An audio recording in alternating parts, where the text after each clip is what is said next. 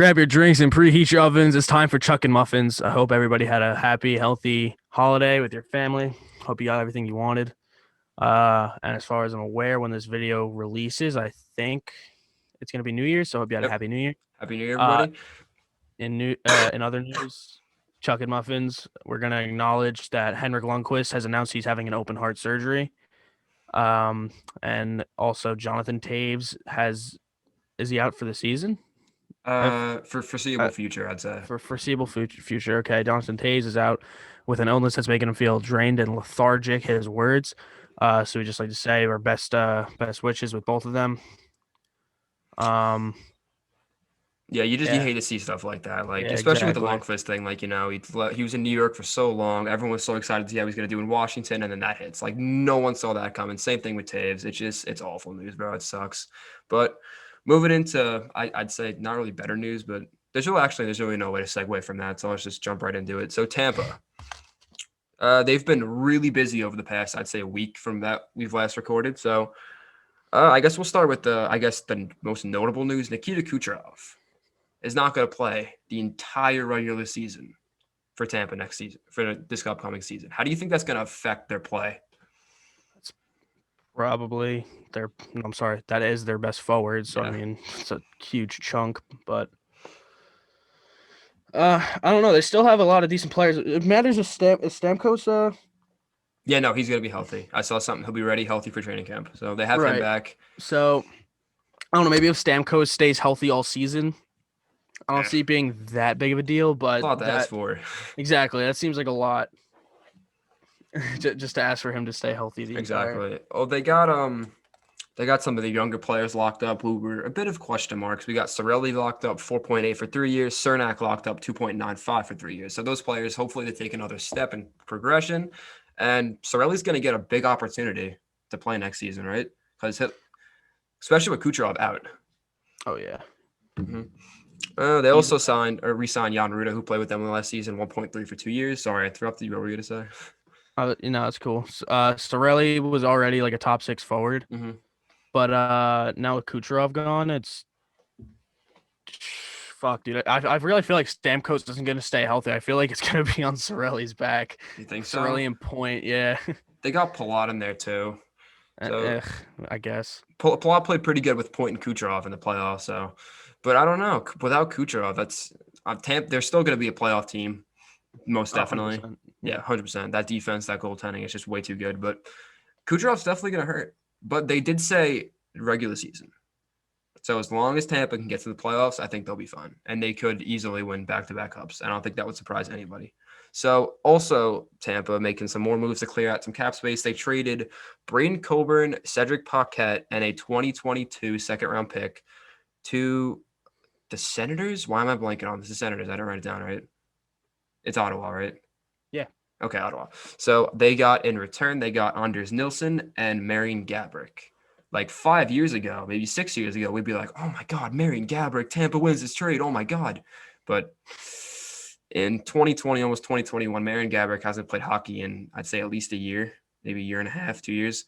And Anders Nilsson's not going to play it all next season. Neither will Gabrick. That's been announced. So that money that they're making is going to go straight to LTIR. So Tampa clears out, I think, 1 point something what Coburn was making, and around the same thing for Paquette. So they clear out, I'd say, around 4 to 3 million in that deal, and they only have a second round pick. So I think that's a great trade for Tampa, and I think that's a great trade for Ottawa because they get a second round pick for taking on two veteran players that will help them, especially in being in that Canadian division, playing the same team so many times, and all of those teams besides Ottawa, I'd say, being playoff caliber teams.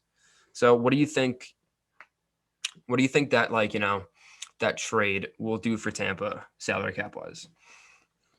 I mean, realistically, it kind of just did what they needed to do. Mm. They signed all their RFAs.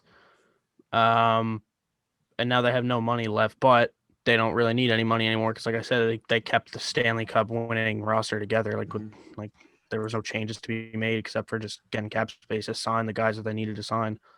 One question I have: what's going to happen with Tyler Johnson? I Is have no he idea. is Yeah, he just is he done? Like, what's going to happen here? We haven't really heard anything about him. he's not an AHL player, He's and not. He's easily a third line player on every NHL team.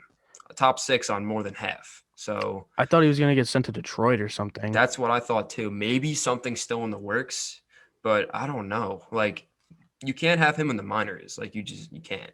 That'd be a huge waste. Exactly. It'd be a whole huge waste to him. He's not going to want to play in the minors. Definitely not. I don't know.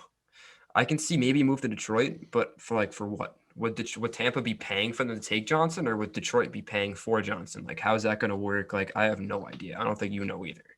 No, But absolutely not. It's probably already bad morale too, because like think about it, they just put him on waivers and then they're like, like, no, has never that? mind, you can play with us Yeah, he now. just he just won the Stanley Cup and everything. Highest of highs, and then on waivers, lowest of lows. Like, Like, really? yeah, I don't know. We'll see how that's going to end up working out. I think it's Tampa Bay. I think they'll figure it out. They just won the cup. They have probably one of the best organizations in the league based on like the way they run it. I think Tampa does a phenomenal job, everyone there. So they'll figure it out eventually. So moving on to the Nashville Predators. I got a PK Subban jersey behind me, so he's on the team anymore, but we're going to talk about the Predators. So they bring in 2 notable free agent forwards. They bring back Mikael Granlund, 3.75 for 1 year, and Eric Howell, 1.75 for 1 year.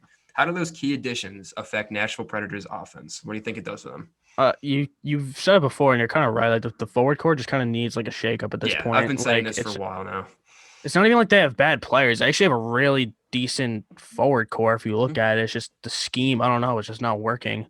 Since 2017 when they won the President's Trophy, it hasn't been working for them.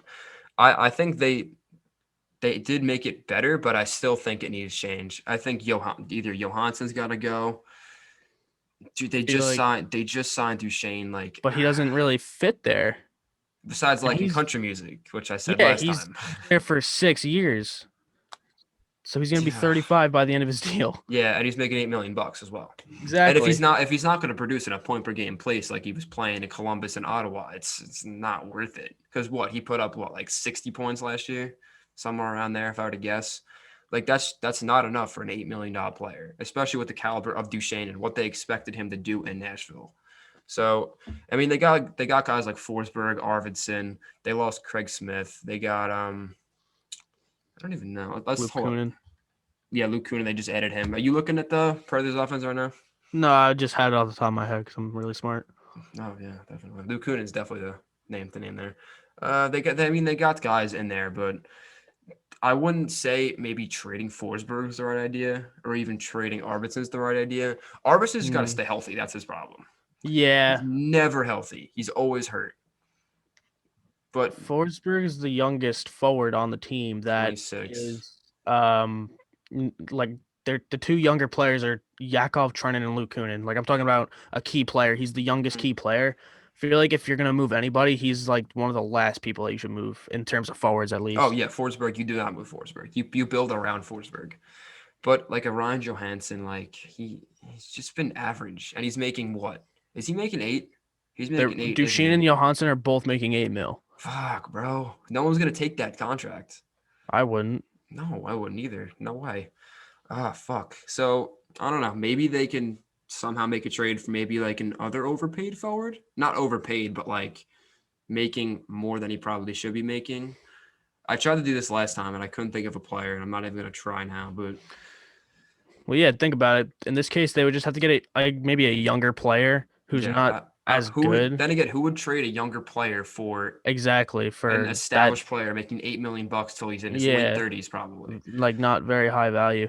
And they Exactly. don't need to add defense. They have arguably the best top four defense in the Oh league. yeah, Fabro, Yossi, Ekholm, and Ellis. Yeah. That's a solid No, ass it's defense. it's a little weird that Fabro came before the Norris winning defenseman, but yeah. I did that last time. Just whoever pops in the head first, I name first. So yeah, I think Nashville. I don't know. Well, I don't want to throw out predictions because we're gonna get to that later in the episode when we predict who finishes where and who makes the playoffs. So we'll get to that later. But I don't know. I just think Nashville, they haven't done enough. I don't think it's gonna be enough. I think they got to make a trade. Like they have to make a trade to shake it up. Granlund didn't Yeah. fit. He just didn't fit last year. Don't know why they brought him back. I can't even Neither tell do you. I. I mean, they got money, so it doesn't hurt. But I don't know why he would even go back there. Same thing. Hala's a little different. Hala played really good in Vegas. He was in Carolina a little bit. I think he was in Florida for a little bit as well. But we'll see how he works there. Hala's just a solid Middle six forward, I'd say. Could play center. We'll see how that works out. Moving on to some RFA signings. So Mackenzie Blackwood signs 2.8 over 3 years for the New Jersey Devils. I think that's a solid contract. What do you think? Oh yeah, especially they're relying on him at this point because he Yeah. he did look really good at such a young age with such a Yep. horrible team in front of him, hmm and the deal takes him to RFA. Wonderful, that was a very good No, move. yeah. I think Blackwood's probably one of the Devils' best players. He had, I think, a 9.17 last season, which is unreal for such a young goalie. Playing like behind that, what you said, Exactly. terrible team. Yeah. So let's call a spade a spade. The team's not No, good. they're not. They're not good. But what he did, he proved himself. Hopefully, he can keep it up. He doesn't falter off.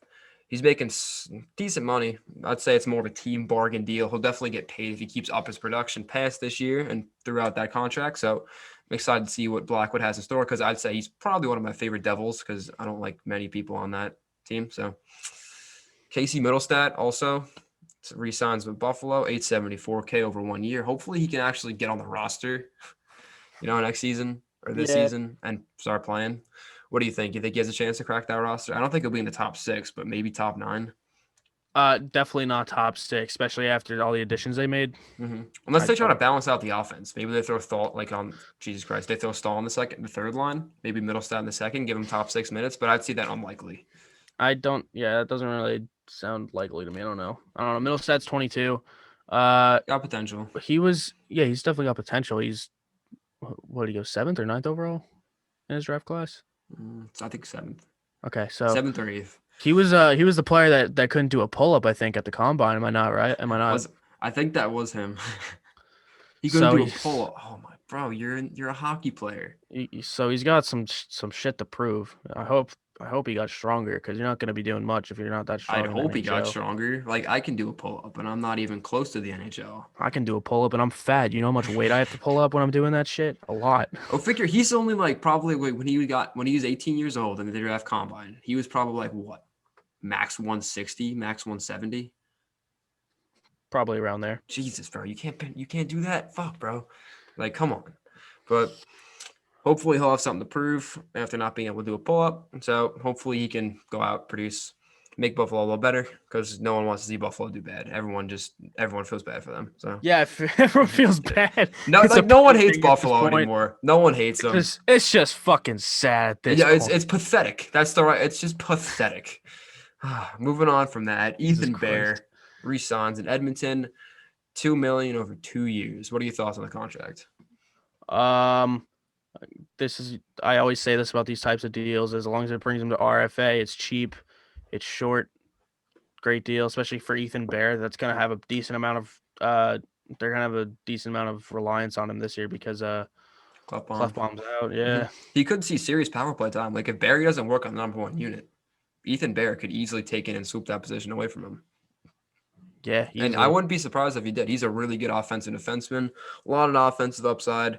How did he do? He did pretty decent last year too. He was, I think, I'd say like high 20 points, maybe low 30s. And for a defenseman playing probably sheltered minutes, that's not bad. He Yeah, he probably had got 21 points yeah, in that's 71 games. that's not bad. Especially was he a rookie last year? No. So for a young defenseman, that's not too bad. Ooh, okay, wait. Mm, Technically, yes, because he was 10th in Calder votes, but he played 18 games in 2017 to 2018 season. mm.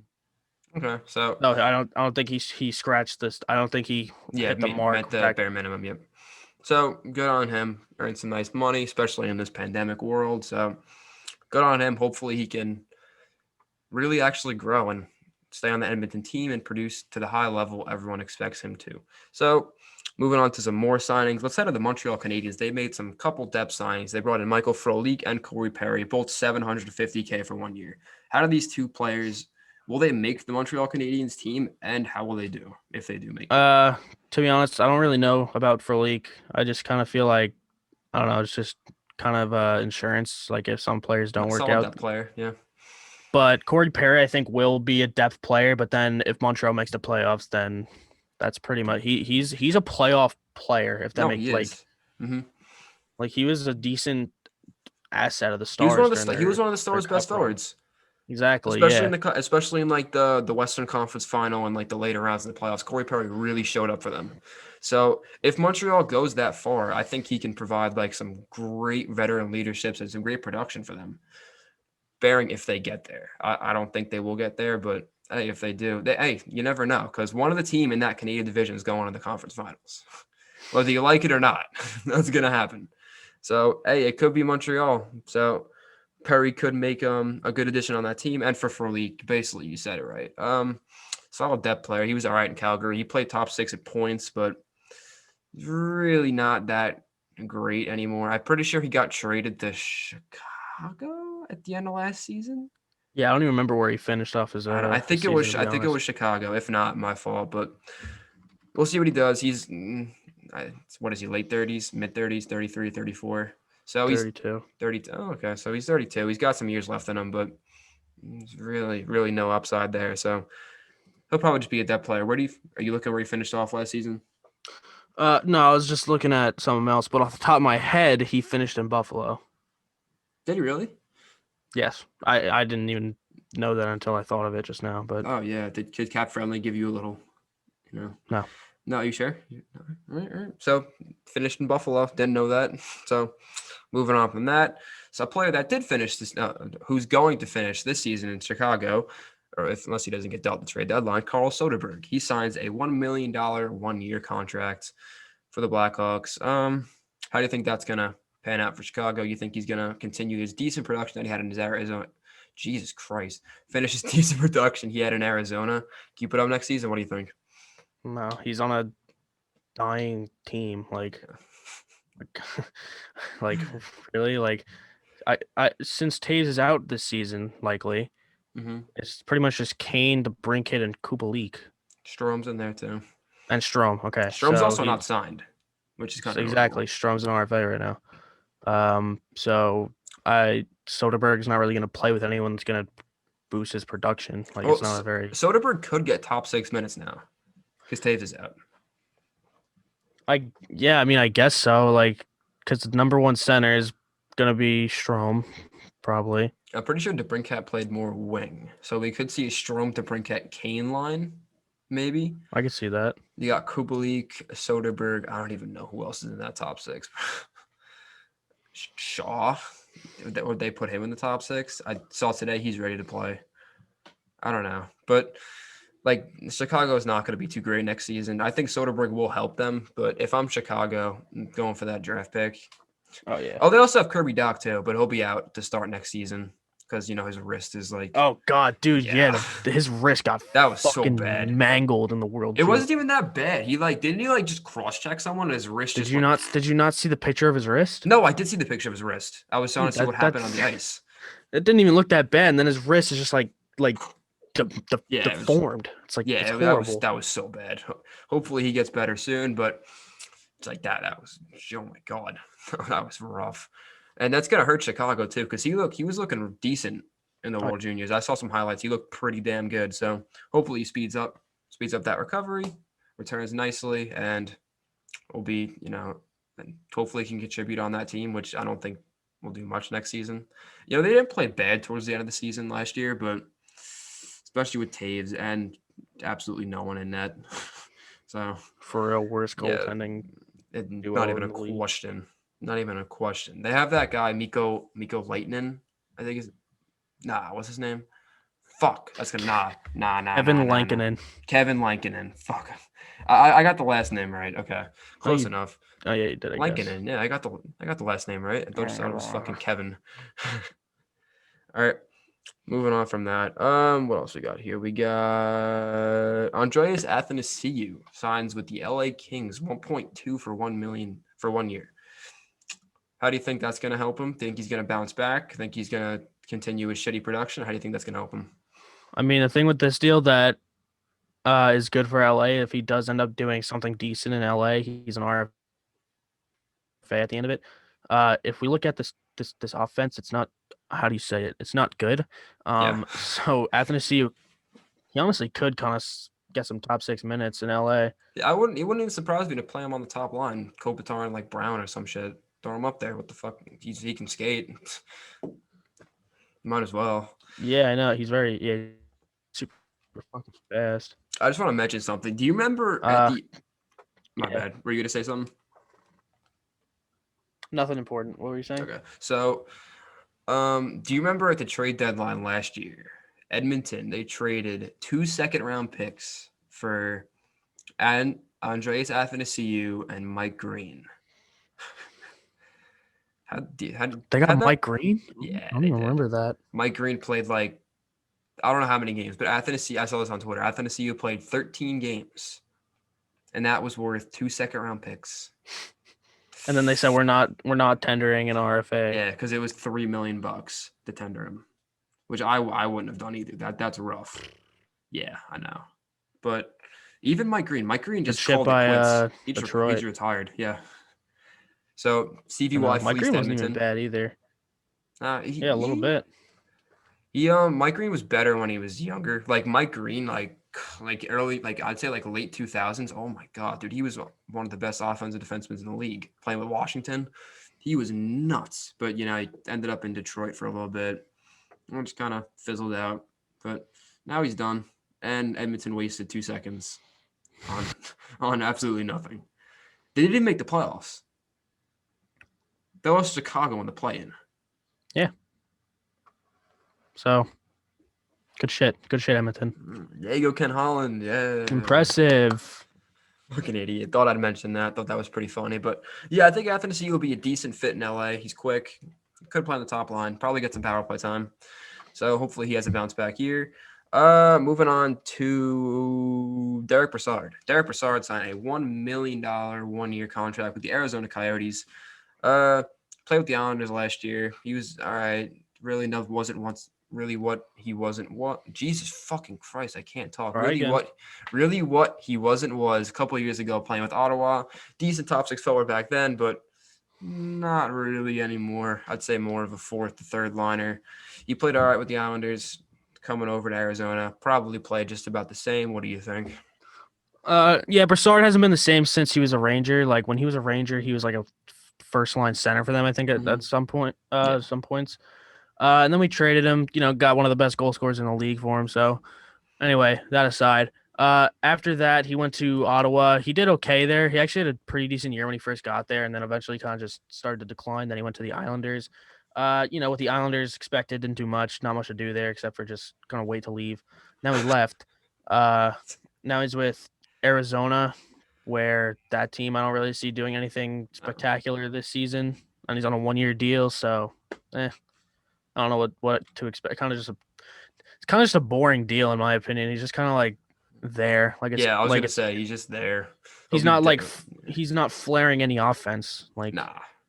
He's a solid defensive player, if really anything. He'll just maybe play penalty kill. Maybe can slide up in the lineup if there's some injuries, but I wouldn't look too much into that signing. It's just decent depth.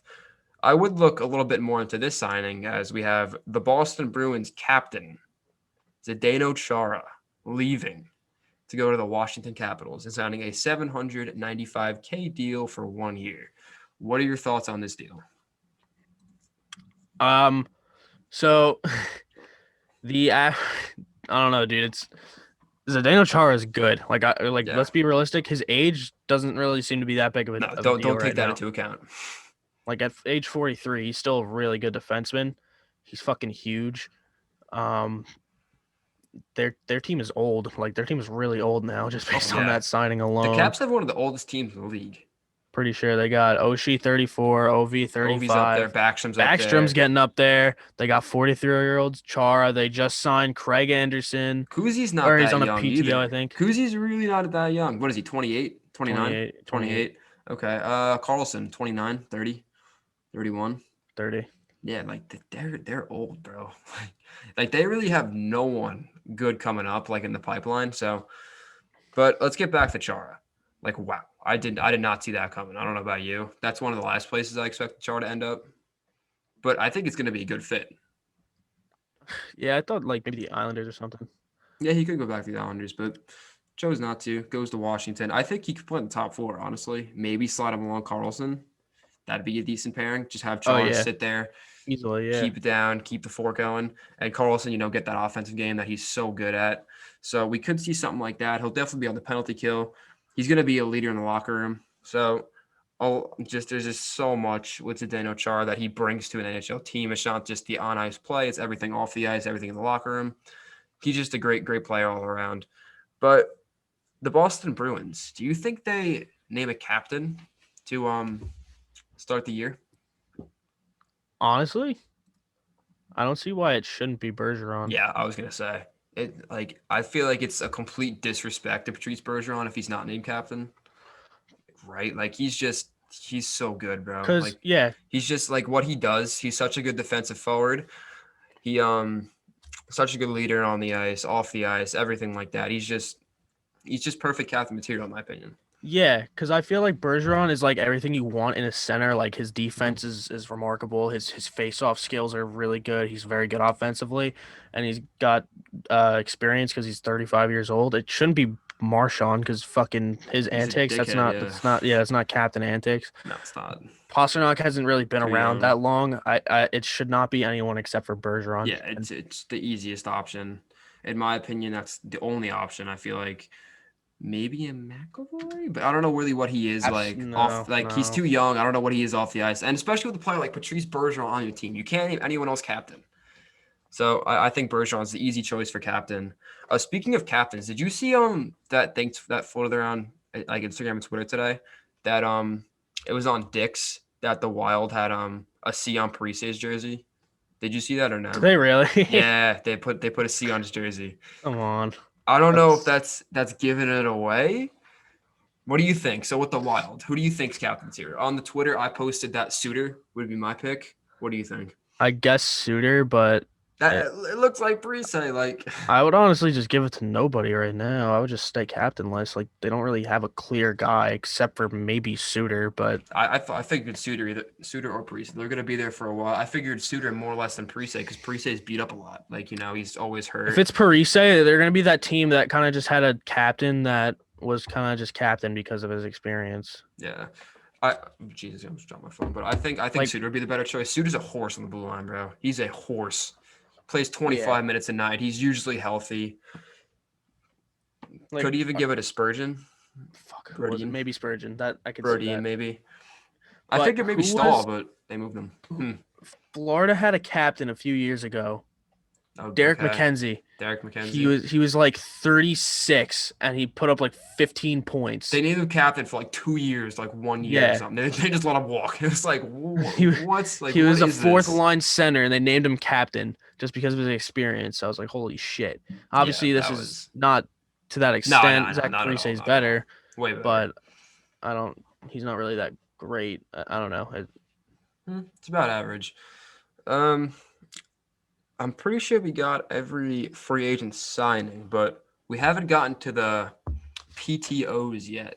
So there's one notable name that signed a professional tryout contract. It was Mike Hoffman. Mike Hoffman signed a PTO. So looking at that, it's a little bit misleading. So first of all, let's talk about Mike Hoffman and the Blues. What do you think? How is he going to impact that lineup? Well, I mean, he's kind of stepping in for an injured Tarasenko, so I mean, it makes sense. Yeah, basically. And because if I'm not mistaken, Steen announced his retirement as well. I don't. Did he announce retirement? I think he just announced they announced he's going to be out the whole season or most of Could the have season. sworn he announced retirement, Oh, but if he did, then he announced retirement. I know he's going to be out basically the whole year. He's going to be on LTIR to start the year at least. So, but based on Hoffman and the Blues, I think that's a great signing, especially to replace Tarasenko for the. I don't know how long Tarasenko's out for. I'm pretty sure it's a little bit. Pretty sure he got shoulder surgery. He's out a couple months, but he's going to slide in that top line perfectly. Probably play with O'Reilly, maybe Shen, maybe with what the fuck's his name? Schwartz. Maybe play with them. Probably on a different line than Schwartz because they're both trigger men. So I think he might be poised to have one of his best years in his career my call, Honestly, but I feel like O'Reilly and Hoffman's going to be a really good duo because O'Reilly is just a really good center, like a defensive player. hmm Shut down. He could also be a playmaker if you need him to. And then you got Hoffman, who likely on the left or sniper, right wing, whichever the side, one of the best wrist shots in the league. you give him room, it's going in. He's just Yep. going to fucking snipe that shit. Yep. And you throw whoever else in this line, whether it's Schwartz or even like a young kid like Robert Thomas, one of those kids, throw him on a line. And I think it's going to work out great. I think Hoffman's going to be really good in St. Louis. But back to why he signed a PTO. So let's get into this. A tweet from Jeremy Rutherford. I'm going to read it off. It appears what the Blues are doing is waiting until the start of the season to sign Hoffman, which would allow them to put Tarasenko and Steen on LTIR, allowing them to maximize their LTIR money. This points to Hoffman joining the Blues. So what this means, they sign him to a PTO. So basically no other team can, go out there and sign him or whatever. So he's on a PTO. The contract's probably already agreed to. I've heard it's in the range of 3.5 to 4.5 on a 1-year deal. So that's the range of the deal. So it's probably going to be announced at the start of the season when they put Tarasenko and Steen in LTIR. So that's basically why he's on a PTO. So there's that for everyone that was confused about it. But I think he's going to be so good in St. Louis. I think it's going to be a perfect fit, honestly. He's good everywhere. Like, let Yeah. alone St. Louis. They just pretty. I feel like if Hoffman is still, if Tarasenko comes back for the season and Hoffman's still there, that honestly could be like a really fucking horrifying offense. Yeah, I just don't know what to do with Tarasenko is. I don't know how long he's out for. I know he got shoulder surgery. Did he play in the play-in or the playoffs last year? Do you remember? I don't Did remember. he? I I don't don't remember either. fucking yeah, it's so long ago, bro. Fuck. I'm gonna say with I don't I don't know. Fuck. Okay, I'm gonna say he didn't play, but I could be wrong. He could have got hurt in the playoffs. I really don't remember. It's so long ago. We didn't do our research either.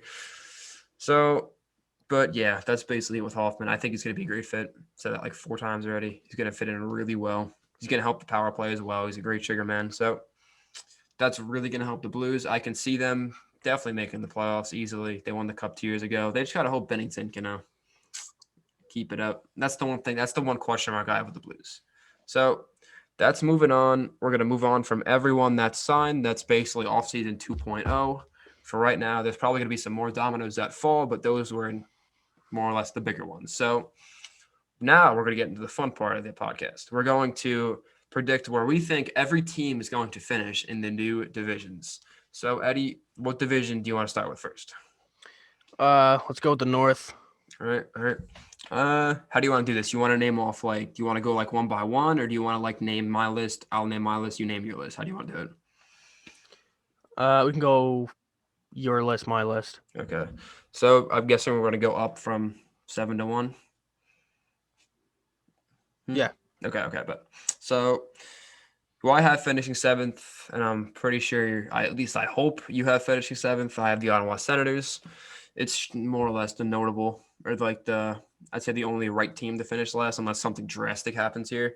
But Ottawa, they're just not there yet. They're rebuilding. We know that they're adding younger pieces. They're not there yet. They have some decent pieces now. They're developing pieces, and there's still more pieces to come. So they'll be there in a few years, but for right now, they're not there. Moving on to number 6, I have the Vancouver Canucks. They made the playoffs last year, went on a little run, second round. I just can't see it happening this season. It's not really a knack to Vancouver. It's more of a knack to that division they're in. I can't see them beating out any teams they have above them. They just lost too much this free agency. They lost Markstrom. They lost Tanev. They lost Toffoli. 3 notable pieces to that team that are gone. They replaced them with Schmidt and Holtby, but Holtby's winding down. Schmidt's decent. They didn't get anyone to replace that top 6 spot that Toffoli played in. So Vancouver still be decent. I just can't see them beating any of the teams above them unless once again something drastic happens. Moving on to I have at number 5, I have the Edmonton Oilers. I have Connor McDavid and Leon Draisaitl missing out on the playoffs. Yeah, I know, but they have improved. I just think Clefbaum's injury and not improving the goaltending are 2 things that just really stand out to me that I can't overlook, honestly. Mike Smith, I don't even know how to describe Mike Smith last season. He was I think that's the best way to describe him. He was just okay. Koskinen was okay at times, but he's making a decent amount of money for mediocre as he usually is. So Koskinen is going to have to step up real big, or Smith's going to have a really good bounce back for that to change. And the defense, they lost Clefbaum. They still got a bunch of guys. They brought in Barry. Excuse me. They brought resign Ethan Bear. He'll take some more steps in development. They got Darnell Nurse there. They still got names. It's just I think Clefbaum, who plays usually like 25, 24 minutes for them, it's just not going to be enough. They can't replace that. So I see Edmonton just missing out on the playoffs. Now, who I have finishing number 4th and being the last spot in the playoffs, I have the Winnipeg Jets. I just think the moves they made this offseason were really, really beneficial to them. The blue line still looks a little weak, but having the best goalie in the league, I think that really helps them. They added Dylan DeMello, a couple other guys, Lucas Pizza on the blue line, so they have some decent depth now. But if they can add like one more free agent or one that maybe make it like a trade accusation to just bolster that blue line a little more, I think it'll really benefit them. But their offense is just it. I love their offense. They brought back Paul Stastny, who played with them 2-3 years ago when they went to the conference final. So they brought him back for really cheap because Vegas was just dumping players to get rid of salary. So they brought him in. He's going to slide in really perfectly in that second line center spot because Brian Little, we all know who's not going to play, I don't think, at all next season with that ear injury that he got. So hopefully that is enough for Patrick Laine to stay in Winnipeg because no one really wants to see him get traded, especially a superstar like that. You just don't want to see it. So hopefully Scheifele's ready for the next start of next season. Everyone's ready. I think Winnipeg could be on pace to make the playoffs and potentially go pretty deep. So who I have at number 3, I have the Montreal Canadiens. I think Montreal has improved a lot. Carey Price has got to play like he usually or what he once was for this to happen. Jake Allen will be decent support. The defense has improved slightly. Joel Edmondson's decent, overpaid, but decent. They still got Weber in there. They got Romanov coming over. He'll make a huge impact. Based on the forward core, they did trade Max Domi. They got back Josh Anderson, which is a little bit of a risk. I don't think it'll be that bad. I think he'll work out fine there. Tyler Toffoli's there as well. They added him. They did just add on what's his face, Corey Perry, Michael Frolik. So they got some more depth in that team. But I think the superstars will show up on that team. Tatar's going to be good. Gallagher's going to be good. Price hopefully can return to Vezina form, and we'll see what happens. I think Montreal is bound to make the playoffs this season. Moving on to who I have finishing second in the North Division, I have the Calgary Flames. I love what Calgary did this offseason. I know you did. You preach it so much. Markstrom, one of the better, more underrated goalies in the league, signs for a pretty decent deal. And now they got I'd say they have 2 starting goalies in Calgary now, which is really going to benefit them. So they don't have to overwork Markstrom, like he a little bit was in Vancouver at points. So they're gonna run Markstrom. They're gonna have what the fuck's his name? David Riddick. Decent blue line. They had Tanev from the Canucks also to just bolster that blue line a little more. They got Giordano still there. Who else? They got Rasmus Anderson in there too. And the one thing that I have about Calgary during the regular season, their forward core has been fantastic. It's been fun, especially when they won the West, I think 2 years ago. So we know their offense can show up in the regular season. The only concern I have with Calgary, can they show up in the playoffs? That's the one question. Gaudreau usually vanishes. Monahan vanishes. They all vanish. Can they just put it together and go on a deep playoff run like most people expect them to do? We'll see. I don't know about playoffs yet. This is only regular season, so that might happen in a later podcast. We'll see. So moving on to the Toronto Maple Leafs. I have them finishing first in the North Division. I don't think that comes to a surprise as many people. I think they've really improved Toronto. Maybe not, top 6 they've improved. Maybe not top 4 they've improved, but they've improved their depth, and they did add Brody, so they did improve in the top 4. I take that back. So they had TJ Brody, decent defender, might play along Morgan Riley. So we'll see what happens there. I think TJ Brody's going to be a great fit in there. They got 3 NHL caliber goalies now, which was a huge problem last year when they had Hutchinson. They just couldn't get it back up. Now they got Campbell, Dell, and they got Anderson starting. So I think that's going to benefit them a lot, having 3 goalies that they can rotate between. Forward core, though. They had Wayne Simmons, Joe Thornton, Jimmy Vesey, bunch of bigger, more physical guys that could go in there, beat the body around. Not all these skilled, young, small forwards they have. So they get a little variety in there. So I think that's going to benefit them a lot, especially come playoff time. They can throw the body around a little more. They'll have guys that, we don't have to see Matthews throwing the body around, Nylander. We can see Joe Thornton, Wayne Simmons, Jimmy Vesey, those guys throwing the body around. So I think that'll benefit them a lot. So, and allow them their stars to produce more and not worry about it. So with that, I think this is going to work perfectly for Toronto, and I can see them going on a pretty deep playoff run this year. So that's going to conclude my prediction for the North Division. All right, so that's basically my North Division. Eddie, do you want to go ahead and give your North Division? See if we're think alike.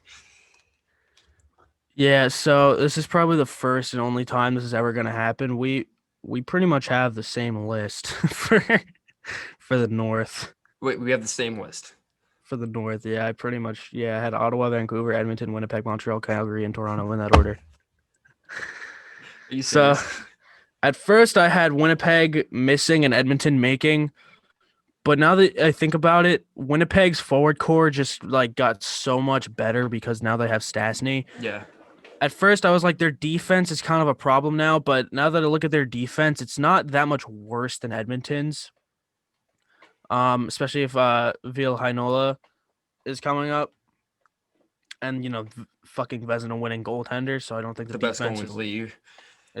So I don't know, because to be honest, like Calgary and Toronto is very interchangeable for me, but I did have Calgary like a little while ago, but now that I think about it, they got Matthews, who's becoming a goal scorer. He's becoming better defensively.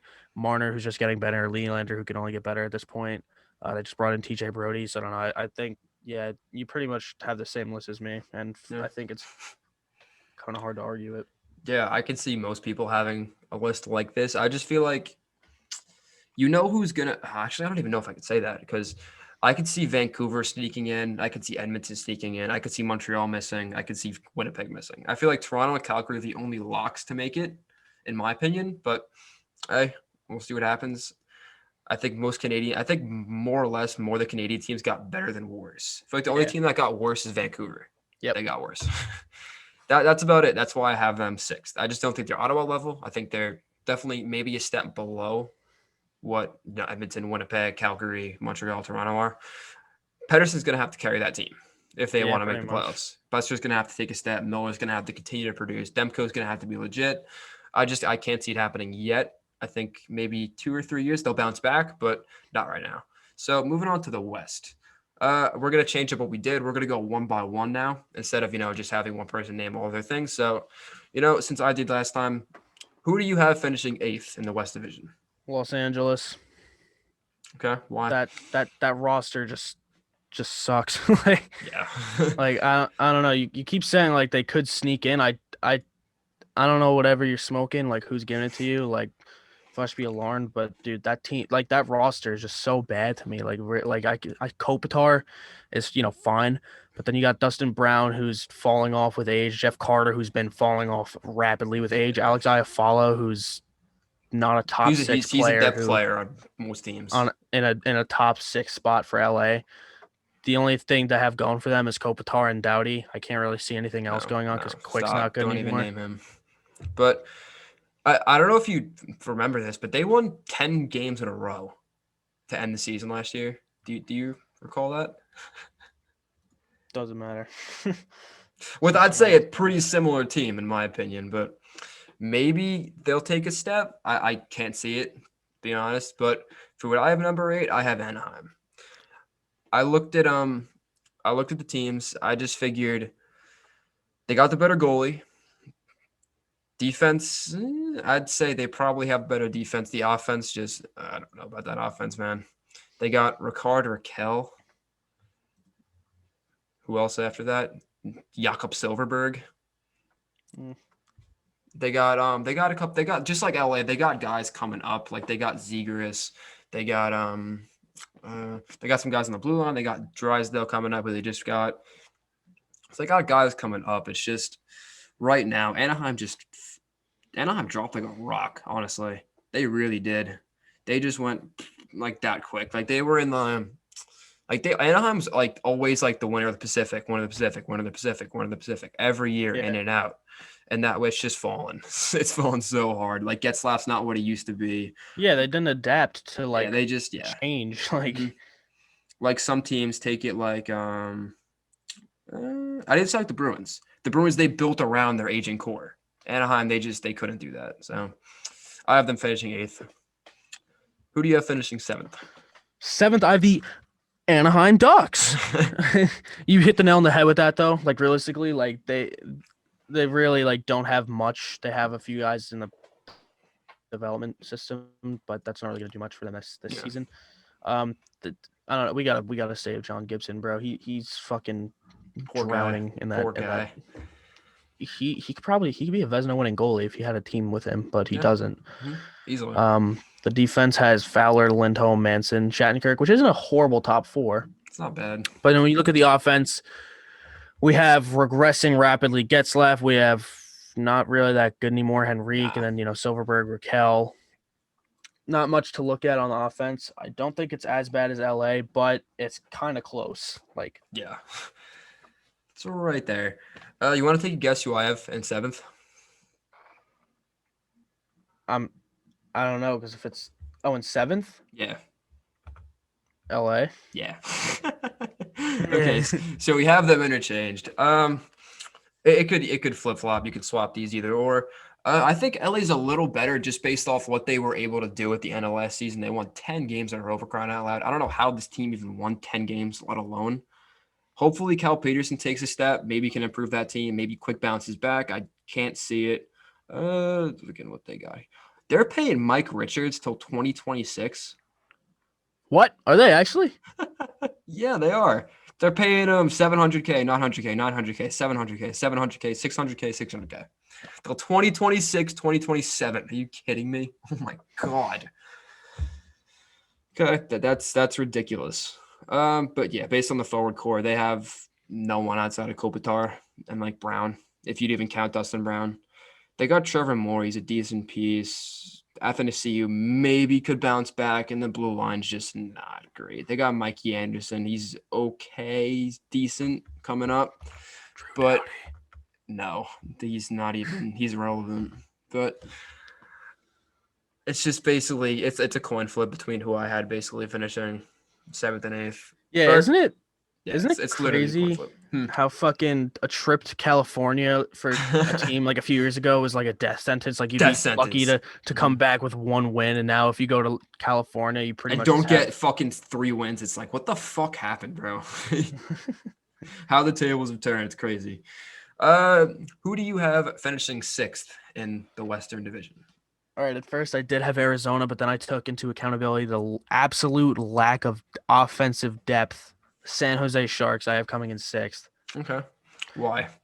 This top 6 is pretty good, but after that is AHL players. Like these are literally AHL players. Okay. Like the bottom 6 lines are so fucking bad. Are you calling Patrick Marleau an AHL player? He's not an AHL player, but he's not a good NHL player anymore. He's 41 years old. He's gonna be another trade deadline piece. Probably. We'll say though.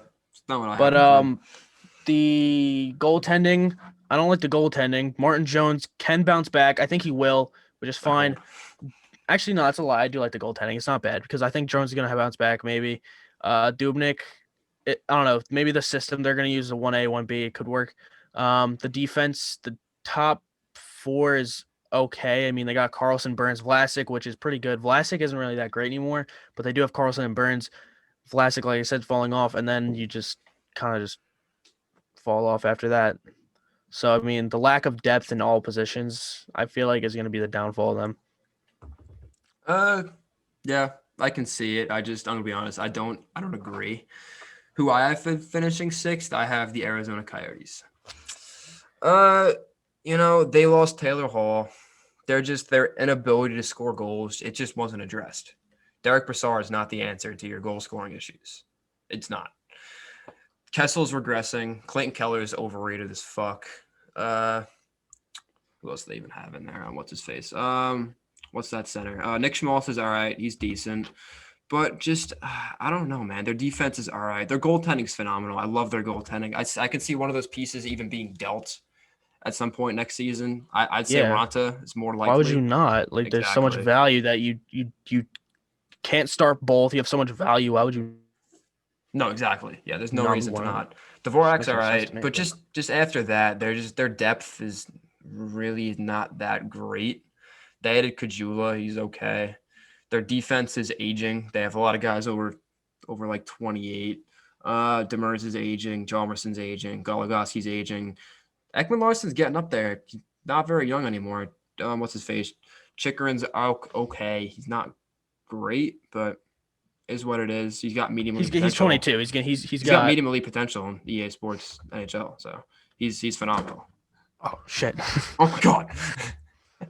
But realistically, he's still got some growth left in him. He's not terrible, but I just feel like this team, they're just right now they look kind of dead. Like they really have nothing going for them right now. They got Barrett Hayton. He's all right. He's coming up, but besides that, like it really isn't too much to look forward to in Arizona. Soderstrom's okay. But I don't know. I don't like this team. I feel like they got to make a move, bring someone in, switch it up a little bit. But I have them finishing sixth in the West. So moving on from that, who do you have finishing fifth in the Western Conference? All Or the right, Western Division, my bad. this trend is gonna stay the same because I have the Arizona Coyotes. It was pretty much a toss up between who's going first between them and San Jose because they're both kind of the same boat for me. Like they have a pretty good top six, but then the depth just kind of just really fucks them over. But I feel Yeah. like Arizona's depth's a bit better. The only thing about Arizona is their defense. Their top two isn't as good as San Jose's, but then after that, Arizona has the better players. And then, oh my God, I'm sorry. And then the goaltending wise, they have two starting goalies. Like I said, I don't know why one of them doesn't get dealt. Like I don't see why that wouldn't happen. Like Ronta, especially because he got 1 year left on his deal. Exactly. Um, but the goaltending, like I said, that's probably one of the best duos in the league that I could think of. Um, yeah, it's just you're kind of right though. Like I understand what you mean. It's a dead team. Like it's just kind of like not much They to got look nothing going at. for them. So yeah, like I said, them and San Jose are kind of interchangeable for me in this spot. Okay. Who I have finishing fifth and just missing out on the playoffs is the Minnesota Wild. So I have Minnesota finishing fifth. Like when you look at this team, it's like who is playing center? Who's going to play first line center on this team? Marcus Johansson, Yeah.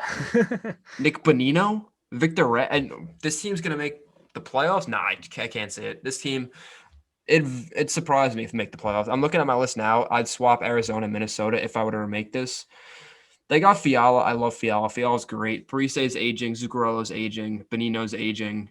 Really never much more than a third liner at that. Their defense is, I'd say, aging. Dumba's probably going to be gone soon. I don't know. Spurge is making way too much money. And Cam Talbot's the answer in net. I don't know, man. I'd say unlikely. Victor Rask is making $4 million too much. Nick Menino is making $3 million too much. Like every one of this team's overpaid and aging. And I can't see them making the playoffs. I'm gonna be honest. They don't really have much going for them. Maybe Marco Rossi comes in, makes an impact. Maybe he can squeak in, maybe play top six, but I'd say unlikely. I don't know. I'm not a fan of that Minnesota team. They got to make a move for a first line or even second line center. Maybe they slide can Zuccarello play center? I don't think so, right? No, not really. Yeah, so I don't know. I don't know who's going to play center on that team. And if you're rolling Marcus Johansson and Nick Bonino as your number 1 and 2 centers, you're not making the playoffs, especially with this short of a season not happening. So I have him at fifth. I'd move him back to sixth if I made the list again, but I have him at fifth. Who do you have at fifth? Okay, actually, I'm gonna. Wait, is it your fourth or your fifth? My bad. We're on fourth, but Fourth, my bad. I'm gonna redo this here. So I had Arizona at fifth, but I'm gonna move them to fourth because you're kind of right. I really didn't think about Minnesota's entire roster. Mm-hmm. Their roster sucks. It Their does. roster's really bad. I could see them sliding down even to LA Anaheim level. I could see that as well because think about it. Your first line center is unknown at this point. Like obviously they know who it is, but Joel Eriksson Ek, is that the fucking first line? So that's bro. Nah. Kirill Kaprizov is supposed to be really good, but okay. He's not a center. Okay, there you go. Yeah, he's a winger. So there we go. There's your center problem. You have Zuccarello, who's getting up there in age. Parise's aging. Suter's aging. Parise's been aging. Yep. Suter's also been aging, Spurgeon's but he's even still aging. pretty good. Spurgeon's is not that young. Spurgeon's 31. These are horrible contracts, by the way, that I'm looking at. 7.5 for Spurgeon, who's really done like 7 more nothing years, notable. and he's 31. Get the fuck out of here. Zuccarello's Especially those advanced analytics, putting him like top 5 defenseman in the league. Like, get the fuck out of here. Just because he's got little blue numbers on a blue chart doesn't mean he's fucking fantastic. My eyes tell, bro. Nah, Spurgeon's good. Don't get me wrong. He's a solid top 4 defender, but not worth $7 million, especially for until he's 38. Yeah, it's right? ridiculous. Get out of here. And I can't see that team going anywhere. Zuccarello's got 4 more years at $6 million, age 33. So honestly, I'm gonna take a wild guess. So when we're famous from this podcast in a few years, everyone's gonna find this clip from now. Minnesota might be last in the league in a few years. Oh, wouldn't surprise me. They have some dead contracts in that team. This team is being run really Fiala, bad. bro. Poor Kevin Fiala. He's so good too. He's so good. Okay, wait. So their GM, but I can't even pronounce his last name. Bill Guerin. Guerin. Okay, thank you. Am I mistaken? Did he just come in, or has he been there for a while? I'm pretty sure he just came in. Pretty sure he just came. They just fired Chuck Fletchling, Chuck Fletchler, something like that. Whoever they fired, good move because Bill Guerin, he's got a lot to work with now because he does. Yeah, this team is really managed like. Yeah, really it was Chuck. That's gonna piss me off. Chuck Fletchling. Something like that. That's irrelevant though. He was okay. ass. San Jose and Minnesota are interchangeable. San Jose is going to be either 6 or 5, but Minnesota is not going to make the playoffs, in my opinion. So Arizona's at number 4, which is what we're on, by the way. In case I confused you by accident. Because, like I said, this team has really not much going for it, especially because their goaltending, Cam Talbot and Alex Stalock, really, like, their defense is aging. Their forward core is just really, like, lackluster. Yeah, like... Yeah, so Minnesota wouldn't surprise me to slide down to last in this division. I have them 5th. I'd switch them to 6th if I made the list, but it is what it is. For who I have a number 4, I'm pretty sure it's pretty easy to predict at this point. I have my favorite team, San Jose Sharks. So I was looking at this. Realistically, the only team we have to beat out for this number 4 spot is Arizona. And I think that's very doable. You look at our depth, yeah, it's not great, especially the forward depth. It's not great, but our top 6 is pretty good. We got Couture in there, Hurdle, Kane, a bunch of pretty solid guys. Look at our blue line. We got Burns, Carlson, Vlasic, Simic, Ferraro. Hopefully they'll take some more steps. The goaltending. Many people are like, oh, this goaltending sucks, bro. It's ass. Dude is terrible. Jones is terrible. Yeah, you're kind of right. But but I've always said this. The past 2 years, Martin Jones has been garbage. I've always said, I have faith in Martin Jones. He will bounce back. I know we can. I've seen him play. Playoff Martin Jones is different than regular season Martin Jones. Even when we went to the conference final, playoff Martin Jones was pretty damn good. So if he can just get back to that level, he's been working really hard. He's had a lot of time off. That's what I'm kind of banking on with this team. You know, Carlson's been beat up. Couture's been beat up. Hurdle's been beat up. Hopefully these 8 months we've had off can really help this team. And hopefully they can bounce back because we've been really beat up. Hopefully we get healthy Carlson, healthy healthy Hurdle, healthy Couture, but our depth, that's the main question. We got guys like Sorensen, Noah Gregor, Kelman, Marlowe, Nieto, Gambrell. I feel like if Wilson added just one more free agent, like a Sheary type, who we were rumored to be after for a little bit, maybe someone like that. We have cap space. We have just over $2 million in cap space. So we definitely have room to add at least 1, maybe 2 players. I don't see 2 happening. I'd say 1's more likely. But I'm looking at the team, based off what we have behind us, I don't think it would be a surprise for the Sharks to get in the playoffs. It surprised a lot of people when the Sharks did as bad as they did last season. And I could see the Sharks surprising a lot of people this season also and squeaking into the playoffs. And they're known for making in some surprise runs. They've done it before. They did it 2 years ago. No one really expected them to go to the conference final. No one expected them to go to the cup final in 2015, 16. No one expected them to do that. So, hey, I think they might surprise again and could even squeak in the playoffs. So that's what I think. Might be wrong. So we'll see. Time will tell. Respectable. Yeah. They only got to beat out Arizona. Yeah. No, I get what you mean. That's kind of a toss-up. I get that. We'll see what happens. Got to have faith in the boys. So Moving on, number 3. Who do you have finishing third in the Western Division? Um. Okay. This. No, I was gonna say it's a toss up. I don't think it's a toss up. So third, I have St. Louis. Me too. Um. Actually, okay, I lied. It is a toss up. It's a toss up between St. Louis and Vegas because You think so? Hoffman in St. Louis. That's gonna be scary. No, Tarasenko coming I back to agree. St. Louis. Gonna be even scarier. Agreed. Thing with Vegas. Vegas is probably gonna be making a move anytime now, and it's gonna be a big They play. gotta. Like they have to. There's like no way around it. They have to. That is true. Pacioretty So could go. yep. So with that big piece leaving Vegas, you know what? Fuck it. Vegas is going third. I got St. Louis going second. I have Vegas going third in the West. And let me tell you Okay. why. Because I pretty much just said most of the reason why. Vegas's team is really good. Okay, they did get Petrangelo, very good, nice, jolly, good on you. However, like I said, they're gonna be having to move a big piece. Fleury and Laner, I'm pretty sure they said that is their duo for the year. They're not playing Flurry, so That's the thing. yeah. Fleury's a starting goalie. I don't understand why he would be the backup. I feel like they might move him at some point. No one's taking him. Exactly, that's the That problem. contract. So they're gonna have to pay to get rid of him. Yeah, and they don't want to. So I don't know. There's a lot going on to it. But I think Vegas going third is just more likely because they are going to lose a big asset. They got Stone going for him, which is pretty good. They got Carlson. Hopefully he can bounce back to Carlson in his freshman year with the Vegas Golden Knights. Same shit with Marchessault and Smith, to be honest.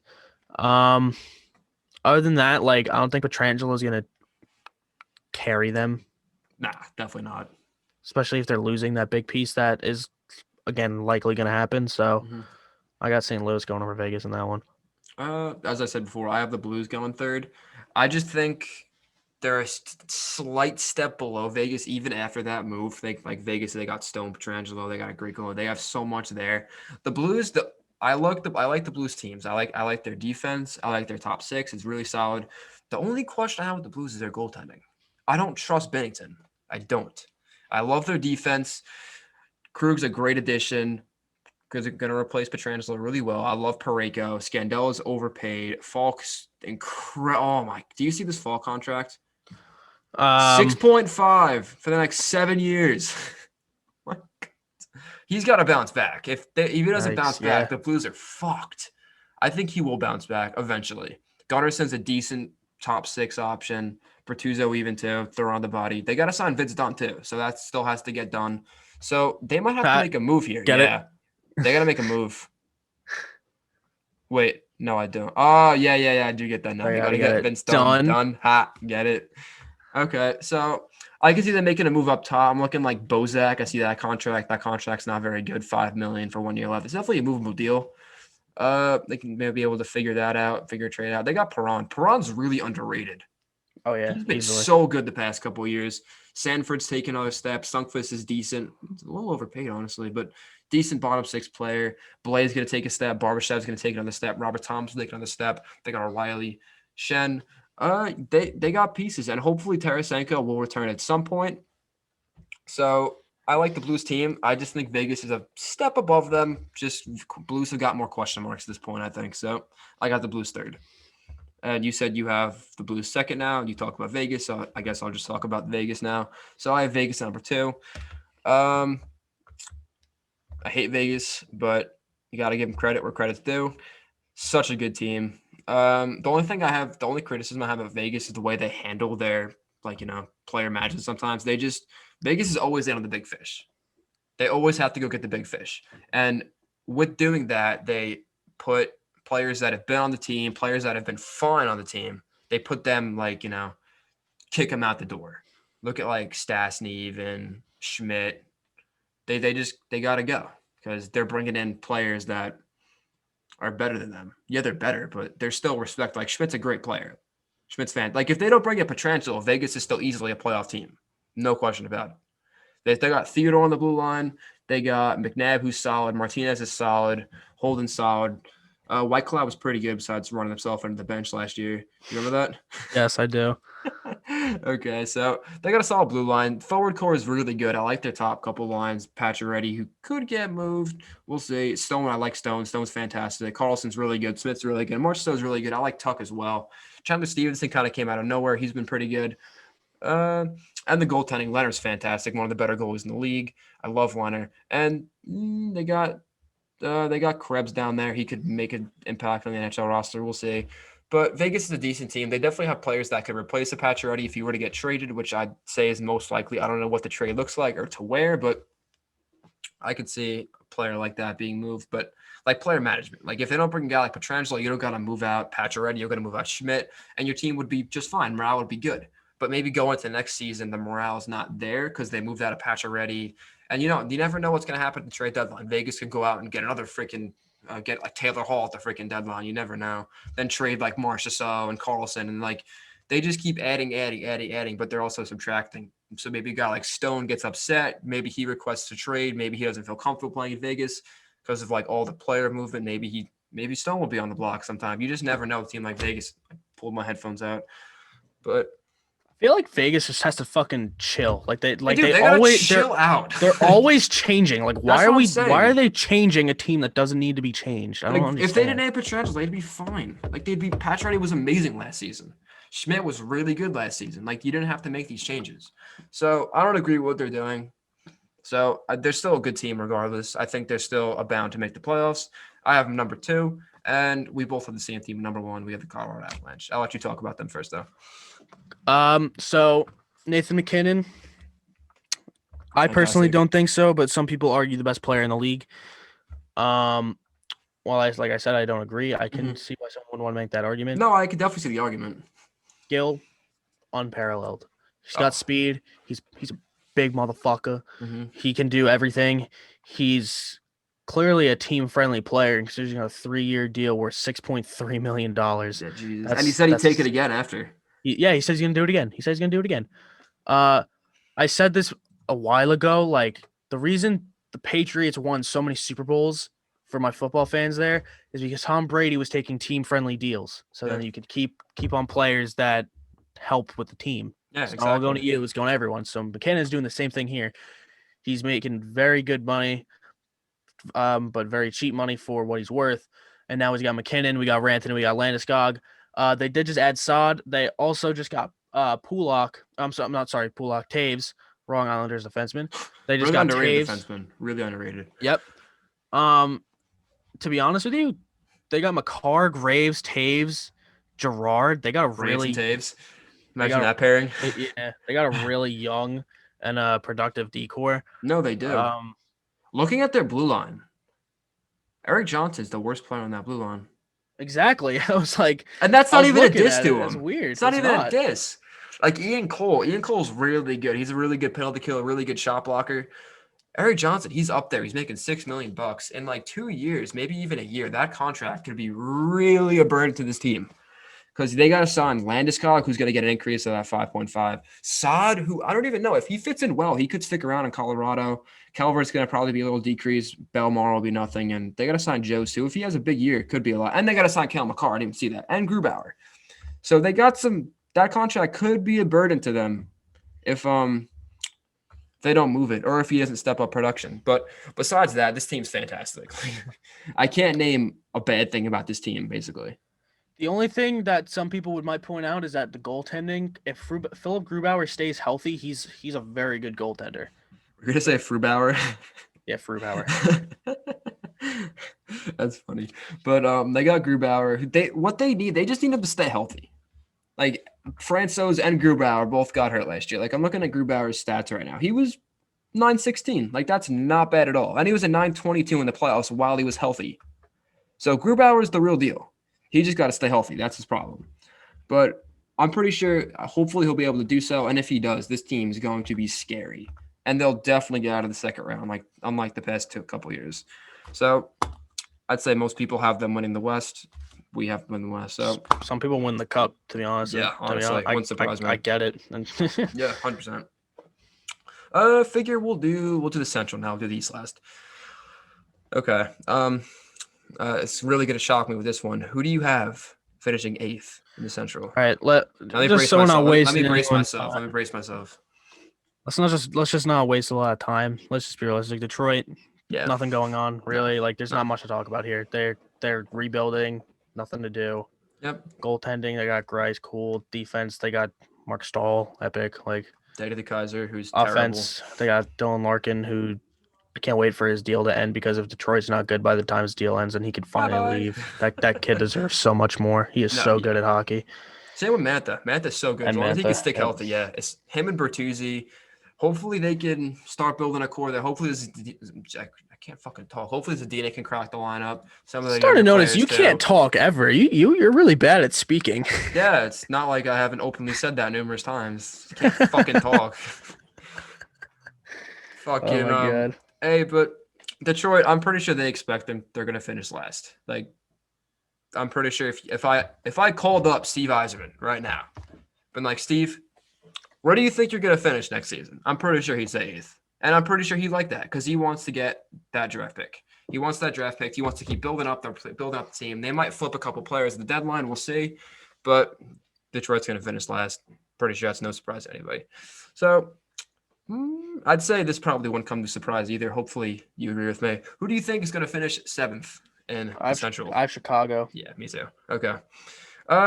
We talked about Chicago before. The main thing with Chicago, they're I can see it coming. They're gonna have a real problem with keeping the puck out of the net. Real big problem. Their offense might take a bit of a hit, but I think it'll still be decent. But that goalie, man, Subban, Colin Delia, and Lankinen. Lankinen has upside. Delia has upside. Subban's, I don't even know the right word to describe Subban. Bad. I guess that works, but their goalie, they got nothing going from the blue lines. Also not great. They got Duncan Keith.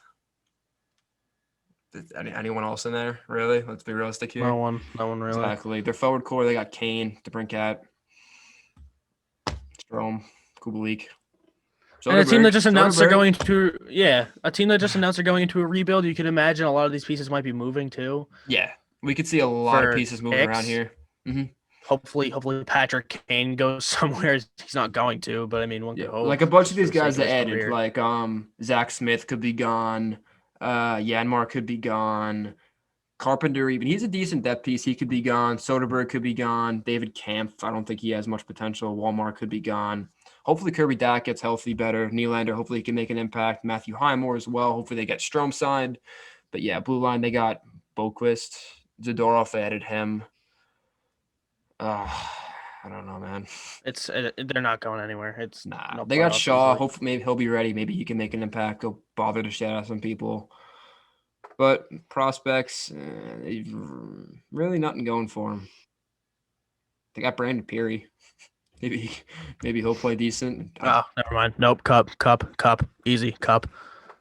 But yeah, Chicago, they got nothing going for them. They're rebuilding, so it won't surprise many people if they finish bottom, 7th, around that area. So I see Chicago finishing around there. This is where I had a bit of a surprise. Who do you have finishing in 6th? Mine was kind of a toss-up between this one and the next one. I had Florida. Okay. Why? Because Florida's team is always just kind of mediocre. But the thing with Florida is Bobrovsky. I'm gonna take a wild guess. Bobrovsky's I don't see him coming back. I just see his contract just being a huge burden. That's gonna just stay there. Their blue line is aging. Aside from Ekblad, obviously, they got Stroman and Yandel both aging. They just got Hornfist, which is cool. But other than that, outside the top 6, they did get to clear though. But I don't know, because the teams in front of them, they just have better everything. I feel like. Mm-hmm. Like I said, this team isn't horrible, but it just kind of lacks. I don't know. It just kind of lacks the thing that makes me think they're gonna do anything. They're like the king of underperforming. I feel like Florida. Yeah, I can understand. They're the Kings. Yeah, they always underperform. Look at their forward core from last year was really fucking good. Yeah, it's not bad. Like Hoffman, Dadonov in there, it's not bad. Now they just lost those. They didn't really get much to replace them. They got nothing to replace them, in fact. Patrick Hornfist. Duh. Fuck. I meant like they lost him in free agency. I know. Okay. So I can respect your decision, but here's bold prediction number one for my predictions list. I have Nashville finishing in sixth. Mhm. Okay, and here's why. Kind of talked about it before. I just don't think this offense is it, bro. I don't think the offense is there. Their defense is great. Defense is phenomenal. Top four is awesome. They brought in Boro Cop, which is really going to help out that bottom six defense. The one thing that I think might give Nashville a pretty big problem this year, I think the goaltending. I think their goalies are not going to be great this year. I think Pecorine is going to take another step back. And I think Saros I don't think he's going to be able to handle the workload. I don't think Saros is going to be a star in the league. I think he's more of a 1A, 1B type of guy, more of a 1B. I just can't see Saros really stepping in and performing at a high level. Like, I don't even think most people expect him to. I don't even know with him anymore. But we'll see. On the offense, we talked about it before. Johansson's making way too much money for his production. Duchesne's making way too much money for that production. Forsberg's good. Arvidsson's good. Granlund did not fit. Colton Sissons is a third-line player. Grimaldi's bottom six. Yonkrock, bottom six. Howla could be top six. Not really any much room because he's more of a center. And just bottom six forwards, I say. Yakov Trenin could make an impact. We'll see, though. I'm not really too sure yet. And they really don't have anyone too great in the prospect pool. They got Eli Tolvanen, who just seemingly cannot crack the roster. They got Philip Tomasino. I can never say Tomasino, I think. Tomasino. Yeah, I can't. It's either Tomasino or Tomasino. I can't pronounce it. But they really don't have much going for them. I'm gonna be honest with you. I liked Nashville a couple of years ago. I thought their team was really good. Like when they won the President's Trophy in 2017, I thought, Nashville's really good. They're legit. I'm just not a fan. I can't see Nashville making the playoffs next season. I see them finishing sixth. Who do you have finishing fifth? So no, fifth, like I said, it was a toss up between 6 and 5 for these two. Nashville, because you said the Okay. whole thing. The one thing I'm going to point out, which you definitely said at some point, I think today during this podcast. I don't know if you said it and I just missed it just now. Mm-hmm. Just I don't know what it is. If it's the scheme, it's the coach, Yeah. the offense is just not working. Like as good as it seems on paper, it's just something Oh, about it you is know what just they not did? working. Fuck. Remember they fired Peter Laviolette? Yeah, Do you remember who they brought in? John Hines. John Hines. Yeah, that'll do it. John Hines made the playoffs with the Devils once, and that's the only notable thing he's done. So, then again, he hasn't had Um, much to work with. I'll give him the benefit of the doubt, but still, I don't know, man. I don't like John Hines. He's not a good coach in my opinion.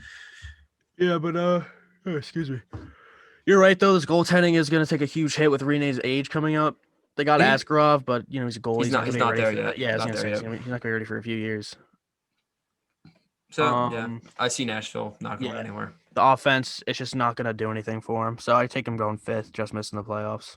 Okay, and I have this team just missing the playoffs. When I mean just missing the playoffs, I mean just missing the playoffs. I have the Columbus Blue Jackets. So with Columbus, Columbus is one of those teams, they work so freaking hard. They're like one of the hardest working teams in the league. They bust their asses. Like they might not be as good as many teams, but they work just as hard. They got a great coach, John Tortorella. I like some of the moves they made. They brought in Koivu, going to be some good veteran leadership on that team. They bring back Mikhail Grigorenko, who might have some offensive upside. We'll see. But they just have some dead contracts on this team. Brandon Dubinsky's making $5 million, way too much. Boone Jenner's making 3.7 somehow. On the blue line, even Savard's making a little too much. I'd say even Gavrikov might be a little. I've said this before, a little bit too pricey. He might come into his own though. We'll see. I like their goaltending. Goaltending is really good. I don't know. I feel like they lack this superstar player. Pierre-Luc Dubois, I think, will be that superstar up front. I don't think he's there yet in order to really have the supporting cast. Atkinson's got to bounce back. He's got to stay healthy. Mike Fiss has got to continue his decent production. Domi hopefully will be a decent fit there. I think he will. But like I said, they're a good team. Some of those young players will have an impact too. What's his face? Bemstrom, Texier, Liam Foodie even. They got some decent players. They need a couple years, I feel like. I feel like maybe 2-3 years to develop some of these players. Dubois, maybe bring in a superstar. Maybe what's his face? Domi takes a step up. Maybe he produces like he did a couple years ago, 70+ points. We'll see. I don't think it's gonna happen now. As to why I have them finishing just outside the playoffs. They're gonna be good. Just outside the playoffs. Okay, so playoff now. Who do you have sneaking into the playoffs at number 4? So this is probably going to piss people off just because of how far they went this year, but I have Dallas just making the playoffs Interesting. because I I don't know, like I really think it was kind of a fluke. Like as much as I love Joe Pavelski and wanted him to win and Hmm. everything, I didn't really see it happening. No.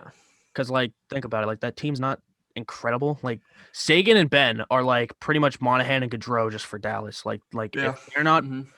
but the thing is, I feel like Calgary's got stuff to help them now that if Gaudreau and Monahan aren't They're doing. not there. Yeah. Hmm.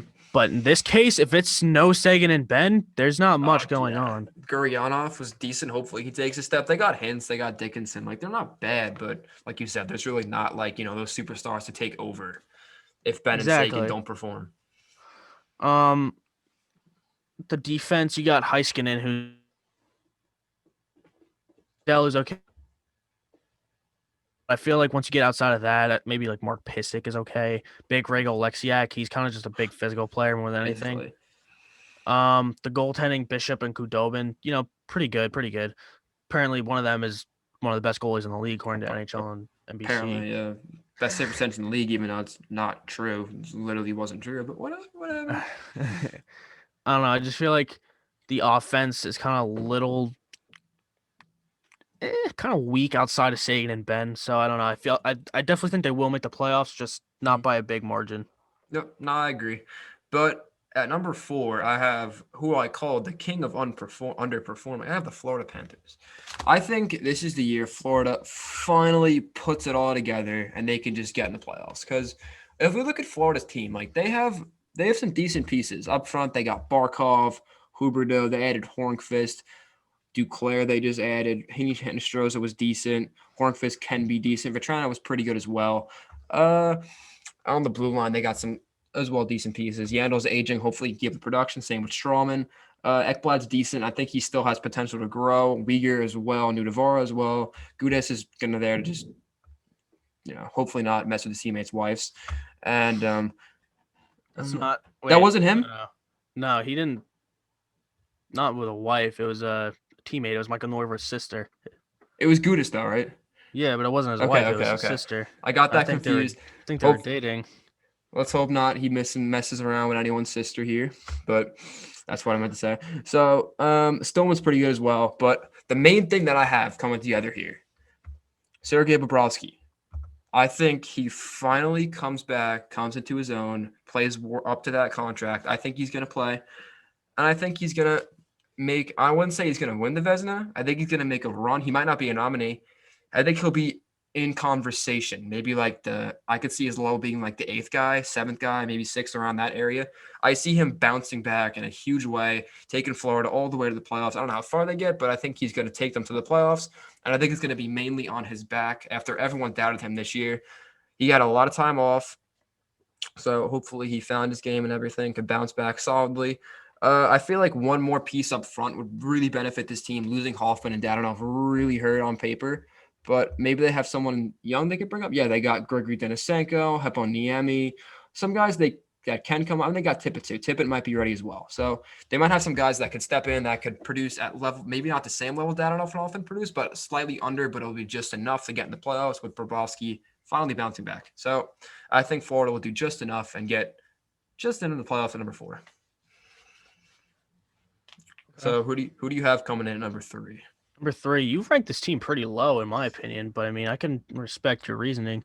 I have Columbus going 3rd in Okay. this division. The thing I like about Columbus is you are right. They do lack a superstar. However, Pierre-Luc Dubois, I think he's going to make it this year. I think he's going to be the guy. He's only 22 years old. He's about to get a decent payday. They got 9.2 mil left to dance with. He's going to get a And they decent still could chunk of add that. someone as well. So They can, yeah. So they also have Liam Foudy, who looked really good in the playoffs, in my opinion. They also have Texier, who honestly he might make the roster as well. They have potentially one of the better top 2 defensemen in the league, Jones and Werenski. yep. However, the thing I have with Columbus that I think that's going to put them over the edge is last year they made a decent team. They made the playoffs and everything. They did that without Josh Anderson. Now they have Max Domi, who's going to do what Josh Anderson didn't, and that's play. And more, yeah. and more so, yes. So because Domi's better than Anderson in my opinion. So I think Domi with Dubois, not specific line. I'm saying Domi, Dubois.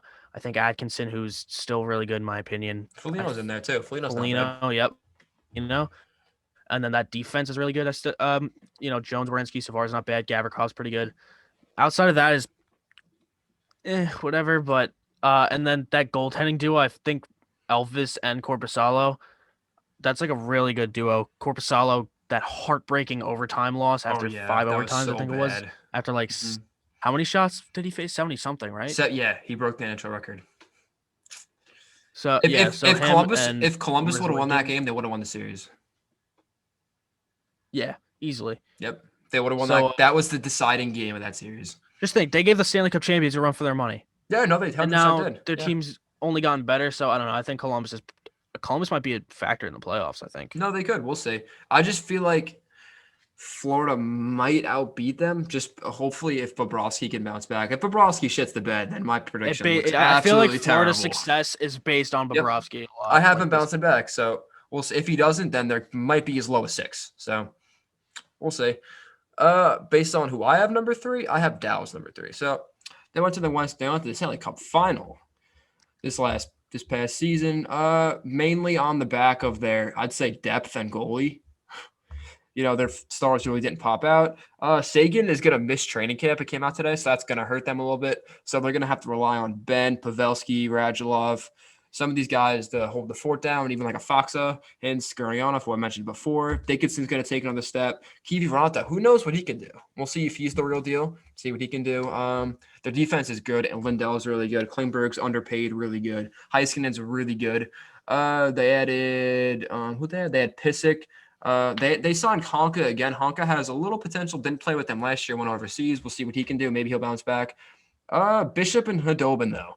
I like Bishop. I've always liked Bishop. Really underrated goalie in my opinion. He's been really good for really long. Khudobin though. I don't know what to expect out of him. I don't. He was remarkable in the playoffs last season. He was really good last season. Apparently the best goal in the league last season. So. Does he keep it up? I'd say not to the level that he produced in the playoffs, but I still think he's a really solid 1B. Could be a 1A, but he's a 1B on this team, so he's going to be a decent 1B. Basically, you said mostly everything there is to say about Dallas. They're decent. They're going to be a playoff team. I don't think they go as far as they went last year. I'd say a first-round exit's more likely, but they're going to be there, and I think they'll be pretty decent next season based off what hopefully I think Bishop's out for training camp as well, actually. So it's going to be. I'm not sure. I saw something today. I might be wrong. Could be wrong. I'm pretty sure. I know I saw Sagan. Sagan's going to be out. I'm pretty sure Bishop was on the list too. So we could see Khudobin getting more starts than Bishop next season. So we'll see how Khudobin actually really does playing as a starter. So we'll see. I have him finishing 3rd. So we'll see what happens. So who do you have finishing runner-up in the Central Division? Okay.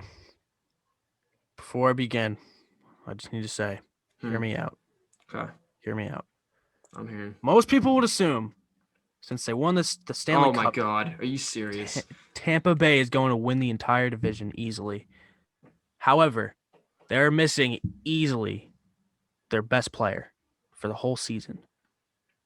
So now, the leading goal scorer on that team, leading point producer. I don't know about goal scoring because Stamkos is here, but the chances Stamkos stays healthy, pretty abysmal. Like he is never healthy. He's always getting hurt. So now, they got Point, they got Cirelli, they got Palat.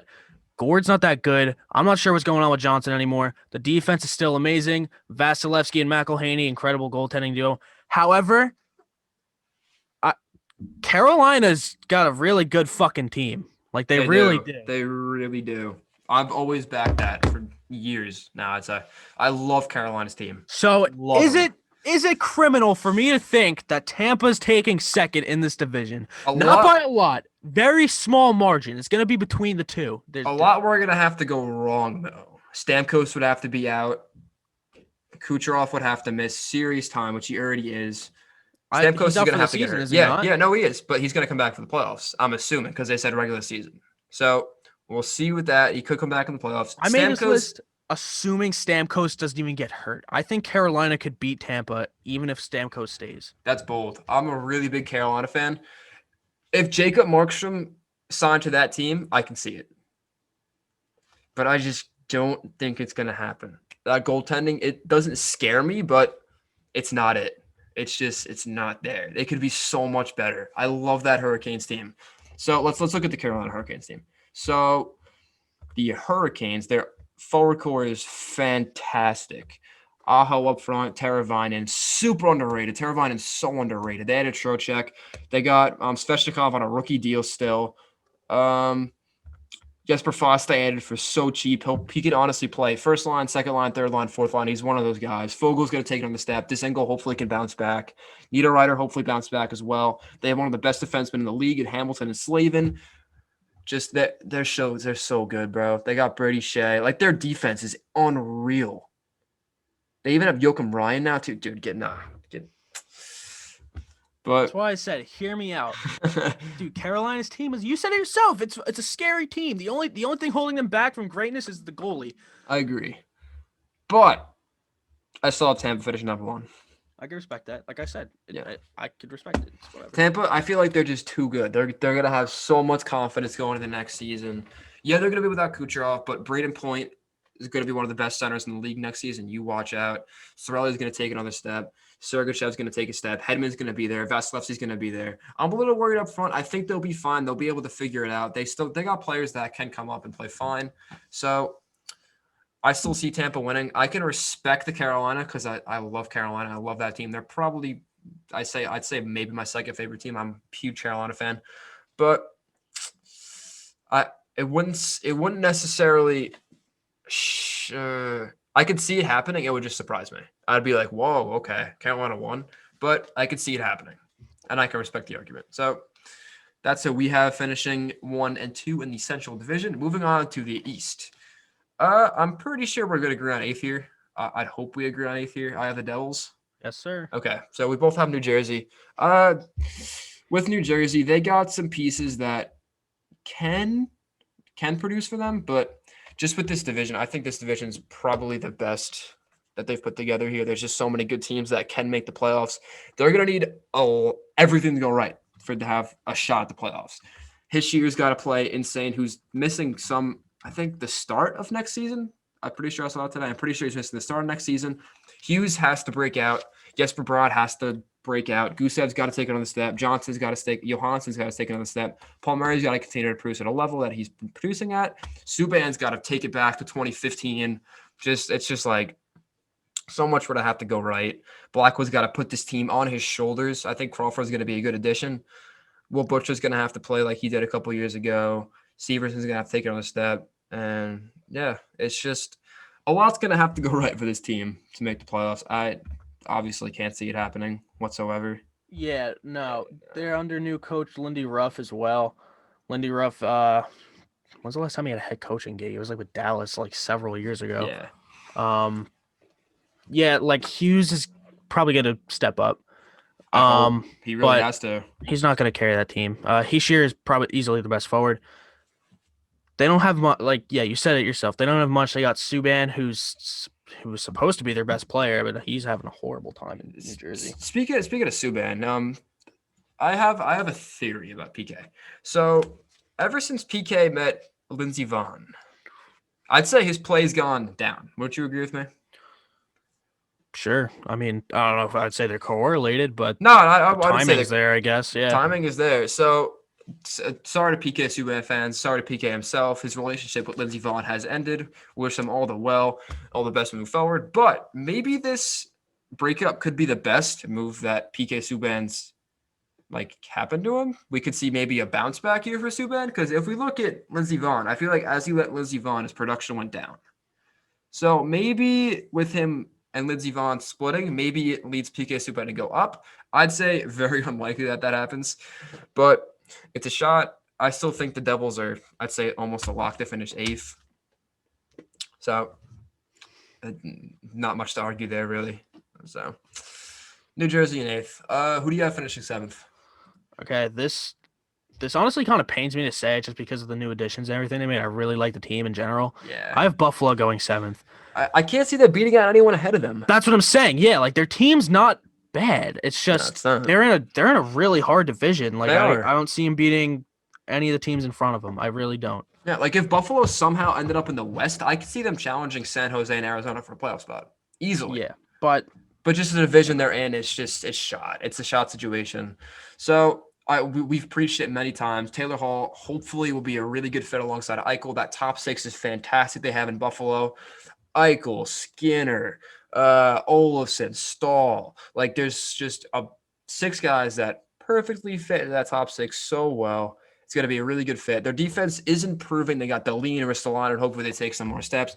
Goaltending, Linus Olmark, big Olmark fan. I think he's got some potential in him, but we'll see what happens. They got whatchamacallit? They got Yoki Haru as well. Hopefully he can take a step as well. Maybe Hutton bounces back. I'd say unlikely though. He really only played good in that role in St. Louis, that 1B role. But I could see them. Their Buffalo's definitely going to improve. 100% going to improve. 100% easily. Yeah, but they just aren't going to improve enough, in my opinion, to really make a push to the playoffs. It would surprise me, and another team would have to take a step back, which I really just can't see. So I have Buffalo 8th or 7th, and you do too. So who do you have? This is where it might get a little interesting here. Who do you have finishing 6th? All right, this is gonna come as a shock, but I have the Pittsburgh Penguins. So do I. Because think about it, like they got Crosby and Malkin and Gunsel. Outside that, it falls off a bit. Drastically, I'd say. They got Kapanen, which is cool. It's not really gonna do that much. They just lost Hornfist. Letang is getting old. They got Michael Matheson. Oh boy. They got Cody Ceci, Oh my who God. some argue is one of the worst defensemen in the league. And the thing with goalies is Tristan Jarry is taking on his first year as a starter. I'm not saying he's going to do bad, but we can't really rely on him to. He doesn't have a safety net. Exactly. Like he doesn't have that Matt Murray. He doesn't have a Flurry to so be like yeah. I really think Pittsburgh is not going to have a good year. I think they're going to finish 6th. I don't think so, man. It might be a decent margin too. They're really not going to be great. I can't see like the depth on this team isn't good. Like they got Malkin, Crosby, Gensel, Zucker, Tanev is bottom 6 forward. Brian Rust, hopefully he keeps up his production. He played really good last season. I don't know if he keeps it up though. Jaron McCann could take a step. Kapanen could take a step as well alongside of Crosby. But like Colton Sevier, Teddy Bluger, Sam Lafferty, Mark Jankowski, like the bottom 6 isn't great.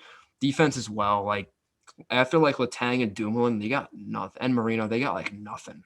Matheson, Marcus Pettersson, I don't know how he made $4 million for the next like 5 years. I don't know how that contract even happened. Actually, I know how that happened. Jim Rutherford's how that happened. But I don't know. They got really nothing coming up either. They got like Samuel Poulin. He's okay. Besides that, like they got nothing going for them. Especially coming up. Nah, they got nothing. They're going to – if they make the playoffs, it's going to be on the back of Crosby, Malkin, Gensel, and Jarry. And I see it unlikely, to be honest with you. I don't think they're going to do anything. I'm going to be honest. I think we're going to agree on number 5 as well. Who do you have? Who do I have? Yeah. I have the Islanders. Wow, you have the Islanders missing. I do. I mean, I seem like a pretty shitty fan right now. I have the Rangers missing by a hair. A hair? Okay. But I'm being as unbiased as possible. Mm-hmm. Let me tell you why. I think this Rangers team is going to be fucking sick, like soon. I agree. Like this year, I think they're just going to miss, and then the season after that, they might just kill everybody and win the Stanley Cup. Let me tell you why. Because Lafreniere, as much as I love that pick and everything, we don't know what he can do. It might be a Hughes Capo Caco type of deal. We don't know yet. Capo Caco, he's the same age as Lafreniere, technically. I think Kako has had this time to get bigger and stronger, and I think he will have. Zibanejad needs to stay healthy. He does get hurt a little bit often. Panarin. Fantastic. Yeah. Not you can say it. You can't say anything bad about him. Kreider, again, I very much like the forward core. Outside the top 9, I don't like. Like our fourth line isn't anything to look at. But then the defense is what scares me because we have Trouba, who's kind of just there. We got D'Angelo, very good offensively. Fox, very good offensively. Lindgren, who's kind of a good two-way. Other than that, not very good. We do have Shesterkin and Georgiev. Shesterkin just turned 25 today, actually. Happy birthday. He says thank you. So, like I said, this team is going to be super scary in a few years, but I see them just missing by a hair.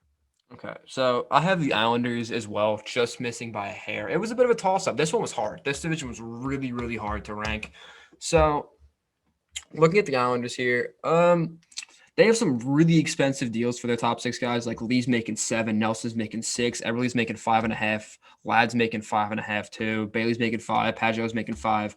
They got a lot of money in their top six as well in their bottom six. Clutterbuck's making a lot, Zizeki's making a lot, so is Komarov.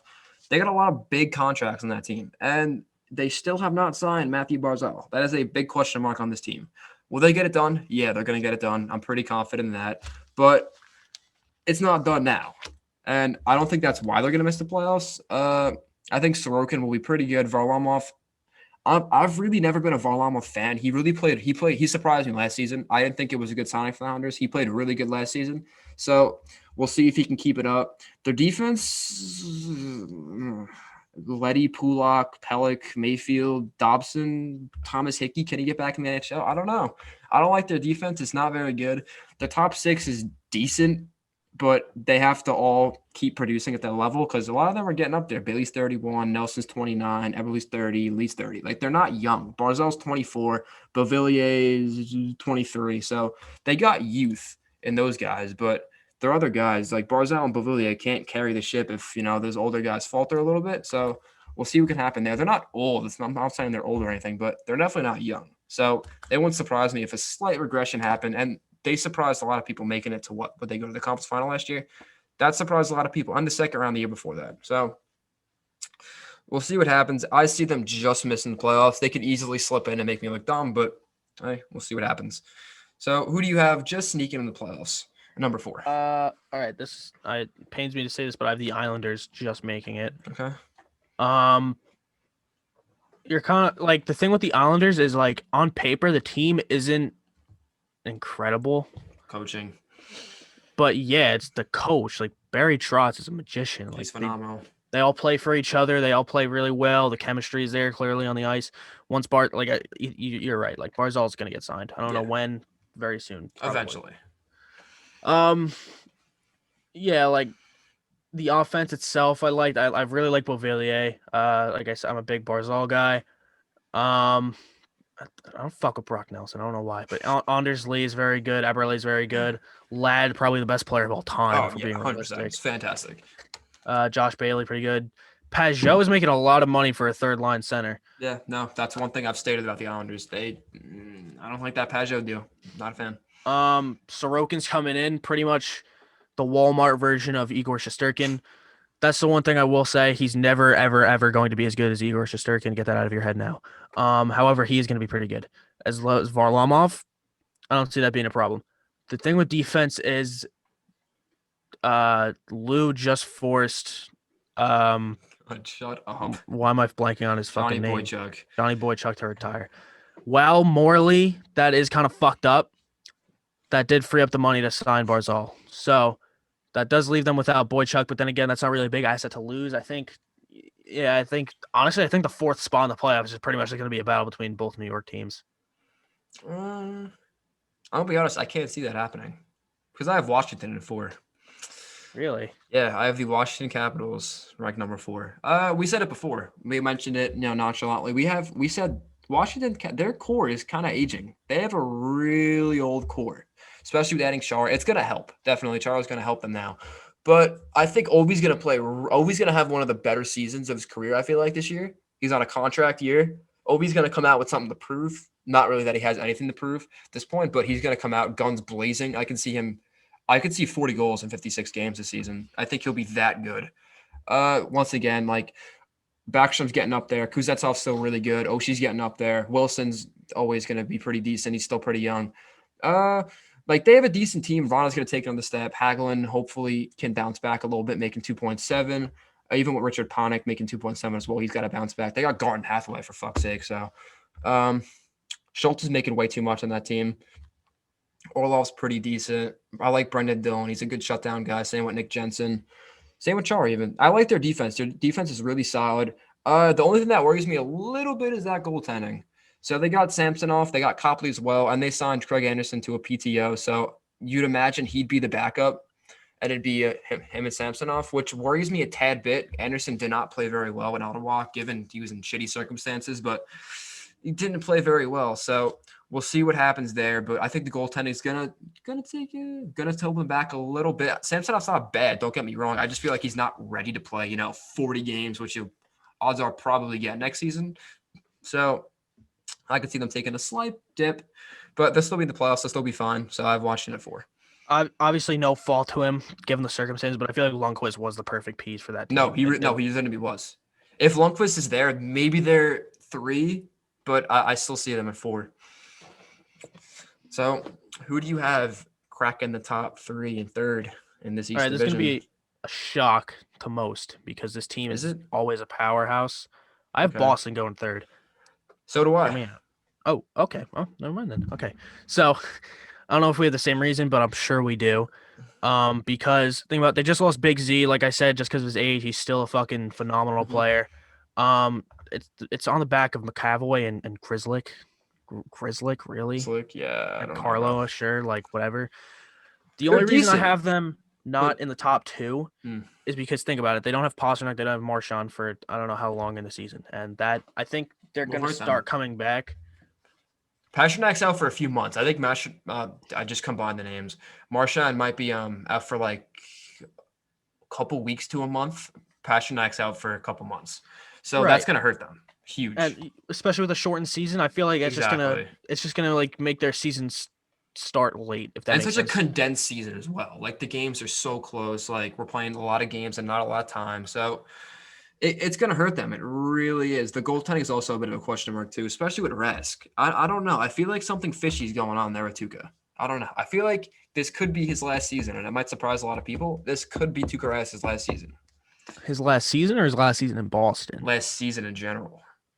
You think so? Yeah, I do. He said it I think a couple months ago that he was like contemplating, but like, he thought about it, he's thinking because he left the bubble for his daughter, which I completely understand. No fault to Tuukka Rask at all. Family comes first, especially in these type of situations. 100%. So you can't fault him for that, but it seems like I don't know. I'm not gonna say he seems like he's not into it. It just seems like I don't know. I don't really know the right wording for it. I don't want to say his priorities aren't there because that's not true because his family's his first priority. But I feel like family might take over his willingness to like keep, doing this for so long, keep playing the NHL on the grind for so many months in the playoffs and anything. Especially if another bubble pops up. Though. No, there's not. I'm not faulting him. But like we could see it happening. That's what I'm trying to say. I understand that. Yeah. No, it's understandable. And their offensive depth really isn't that great. Like I like Wagner, I like Corrali, I like that fourth line that they have. Kasha hopefully can stay healthy. I don't think Craig Smith's really the answer to any of those top 2 going down. Charlie Cole is a decent top 6 center. I don't know. Top 9 center I meant because Krejci's number 2. I don't know.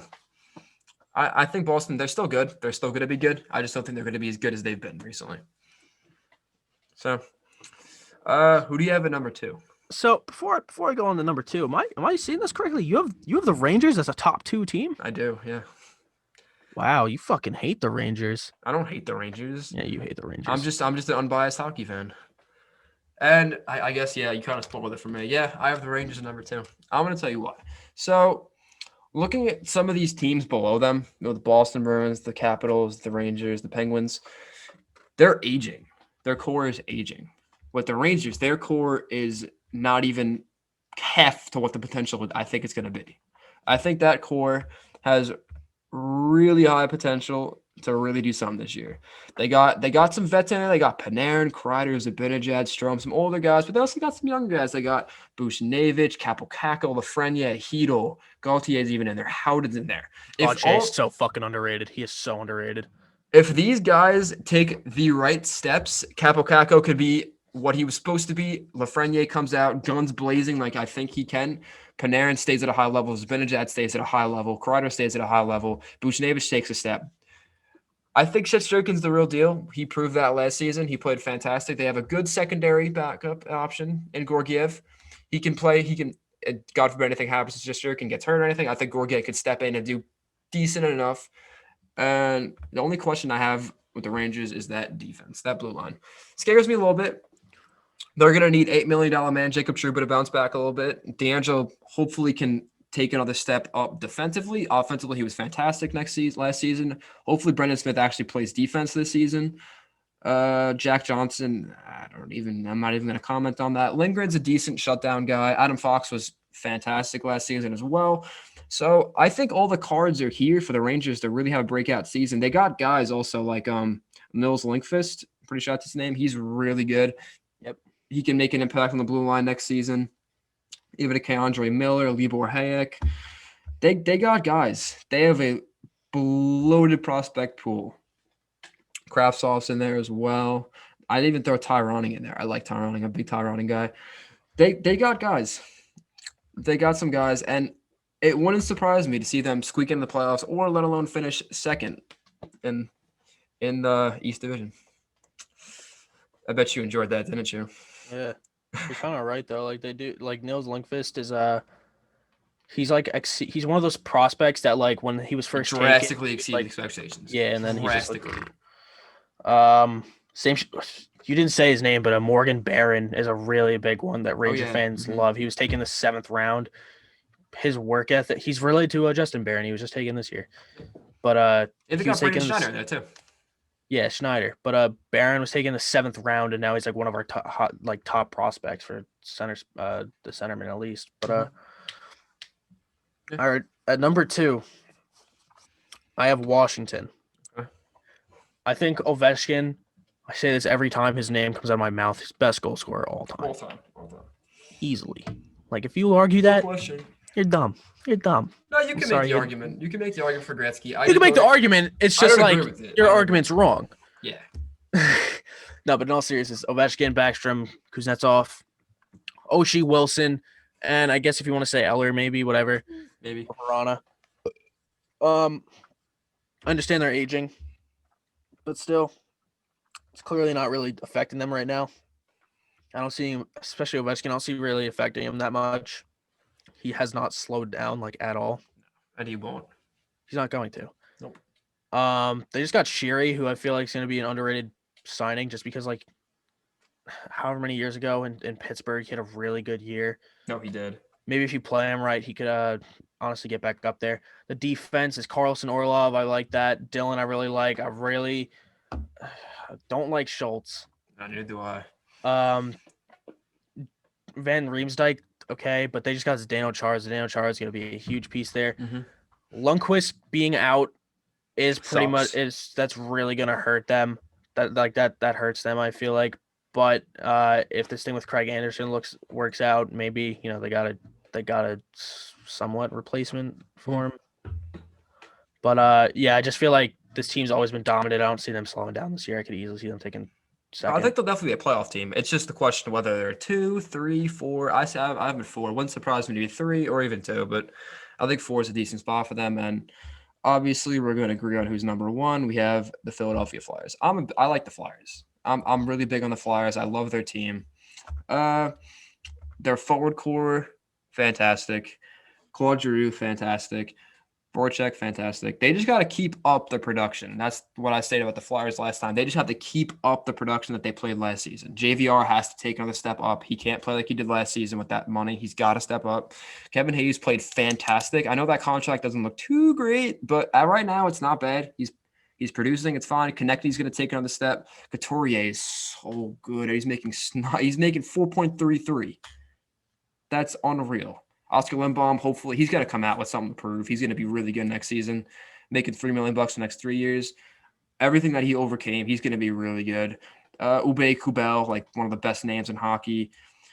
Joel Farabee, he's gonna be pretty good next season. Raffle will be decent. Lawton, decent bottom 6 guys. Provorov's fantastic. Ghost of Spear, I don't know about him. Do you think he's gonna bounce back? I don't. I don't even I don't fucking know know. what Gostisbehere. Like, He's so I always weird. ask this question, but like I don't have a definitive answer. Like, did he I even don't play think in the anyone playoffs? does. Did he play in the playoffs? Every here and there. He was a scratch at points, I think. That's what I'm saying. Like, Yeah. why? Like, that's so weird to me. Like, he was at Mhm. once. He put up like 60 points like Yeah, 2 years ago, 3 years ago, and now he's garbage. It's like, what? I don't know. I think but he could bounce back. yeah, but even if not, they just got Gustafson. Oh, That signing's gonna be that was really good. underrated. Yeah, really underrated. Down to the bone, this Philly defense is really good because if assuming we're taking Gostisbehere's name off completely, we got Provorov, Sanheim, Gustafson, Myers, Braun, Haig. That's really good. Solid, That's yeah. very, very good. Really solid. And And then even you that, have one of the best Carter young Hart. goalies in Yep. the league. Yeah, Carter Hart. Who's the backup? What the fuck's his name? I don't even know. I forget. Brian Elliott. Ryan Elliott. Okay. So Brian Elliott. he's pretty good. He's not bad. Decent backup. Carter Hart's going to get majority of the starts as he should. He's fantastic. I'm pretty sure that wouldn't surprise anyone to see Philly win in this division. I feel like it's a clear cut. Caps could get in there. I don't think the Rangers will win the division. I think they're a step below. I think it's a reach having them at 2, to be honest with you. But we'll see what happens.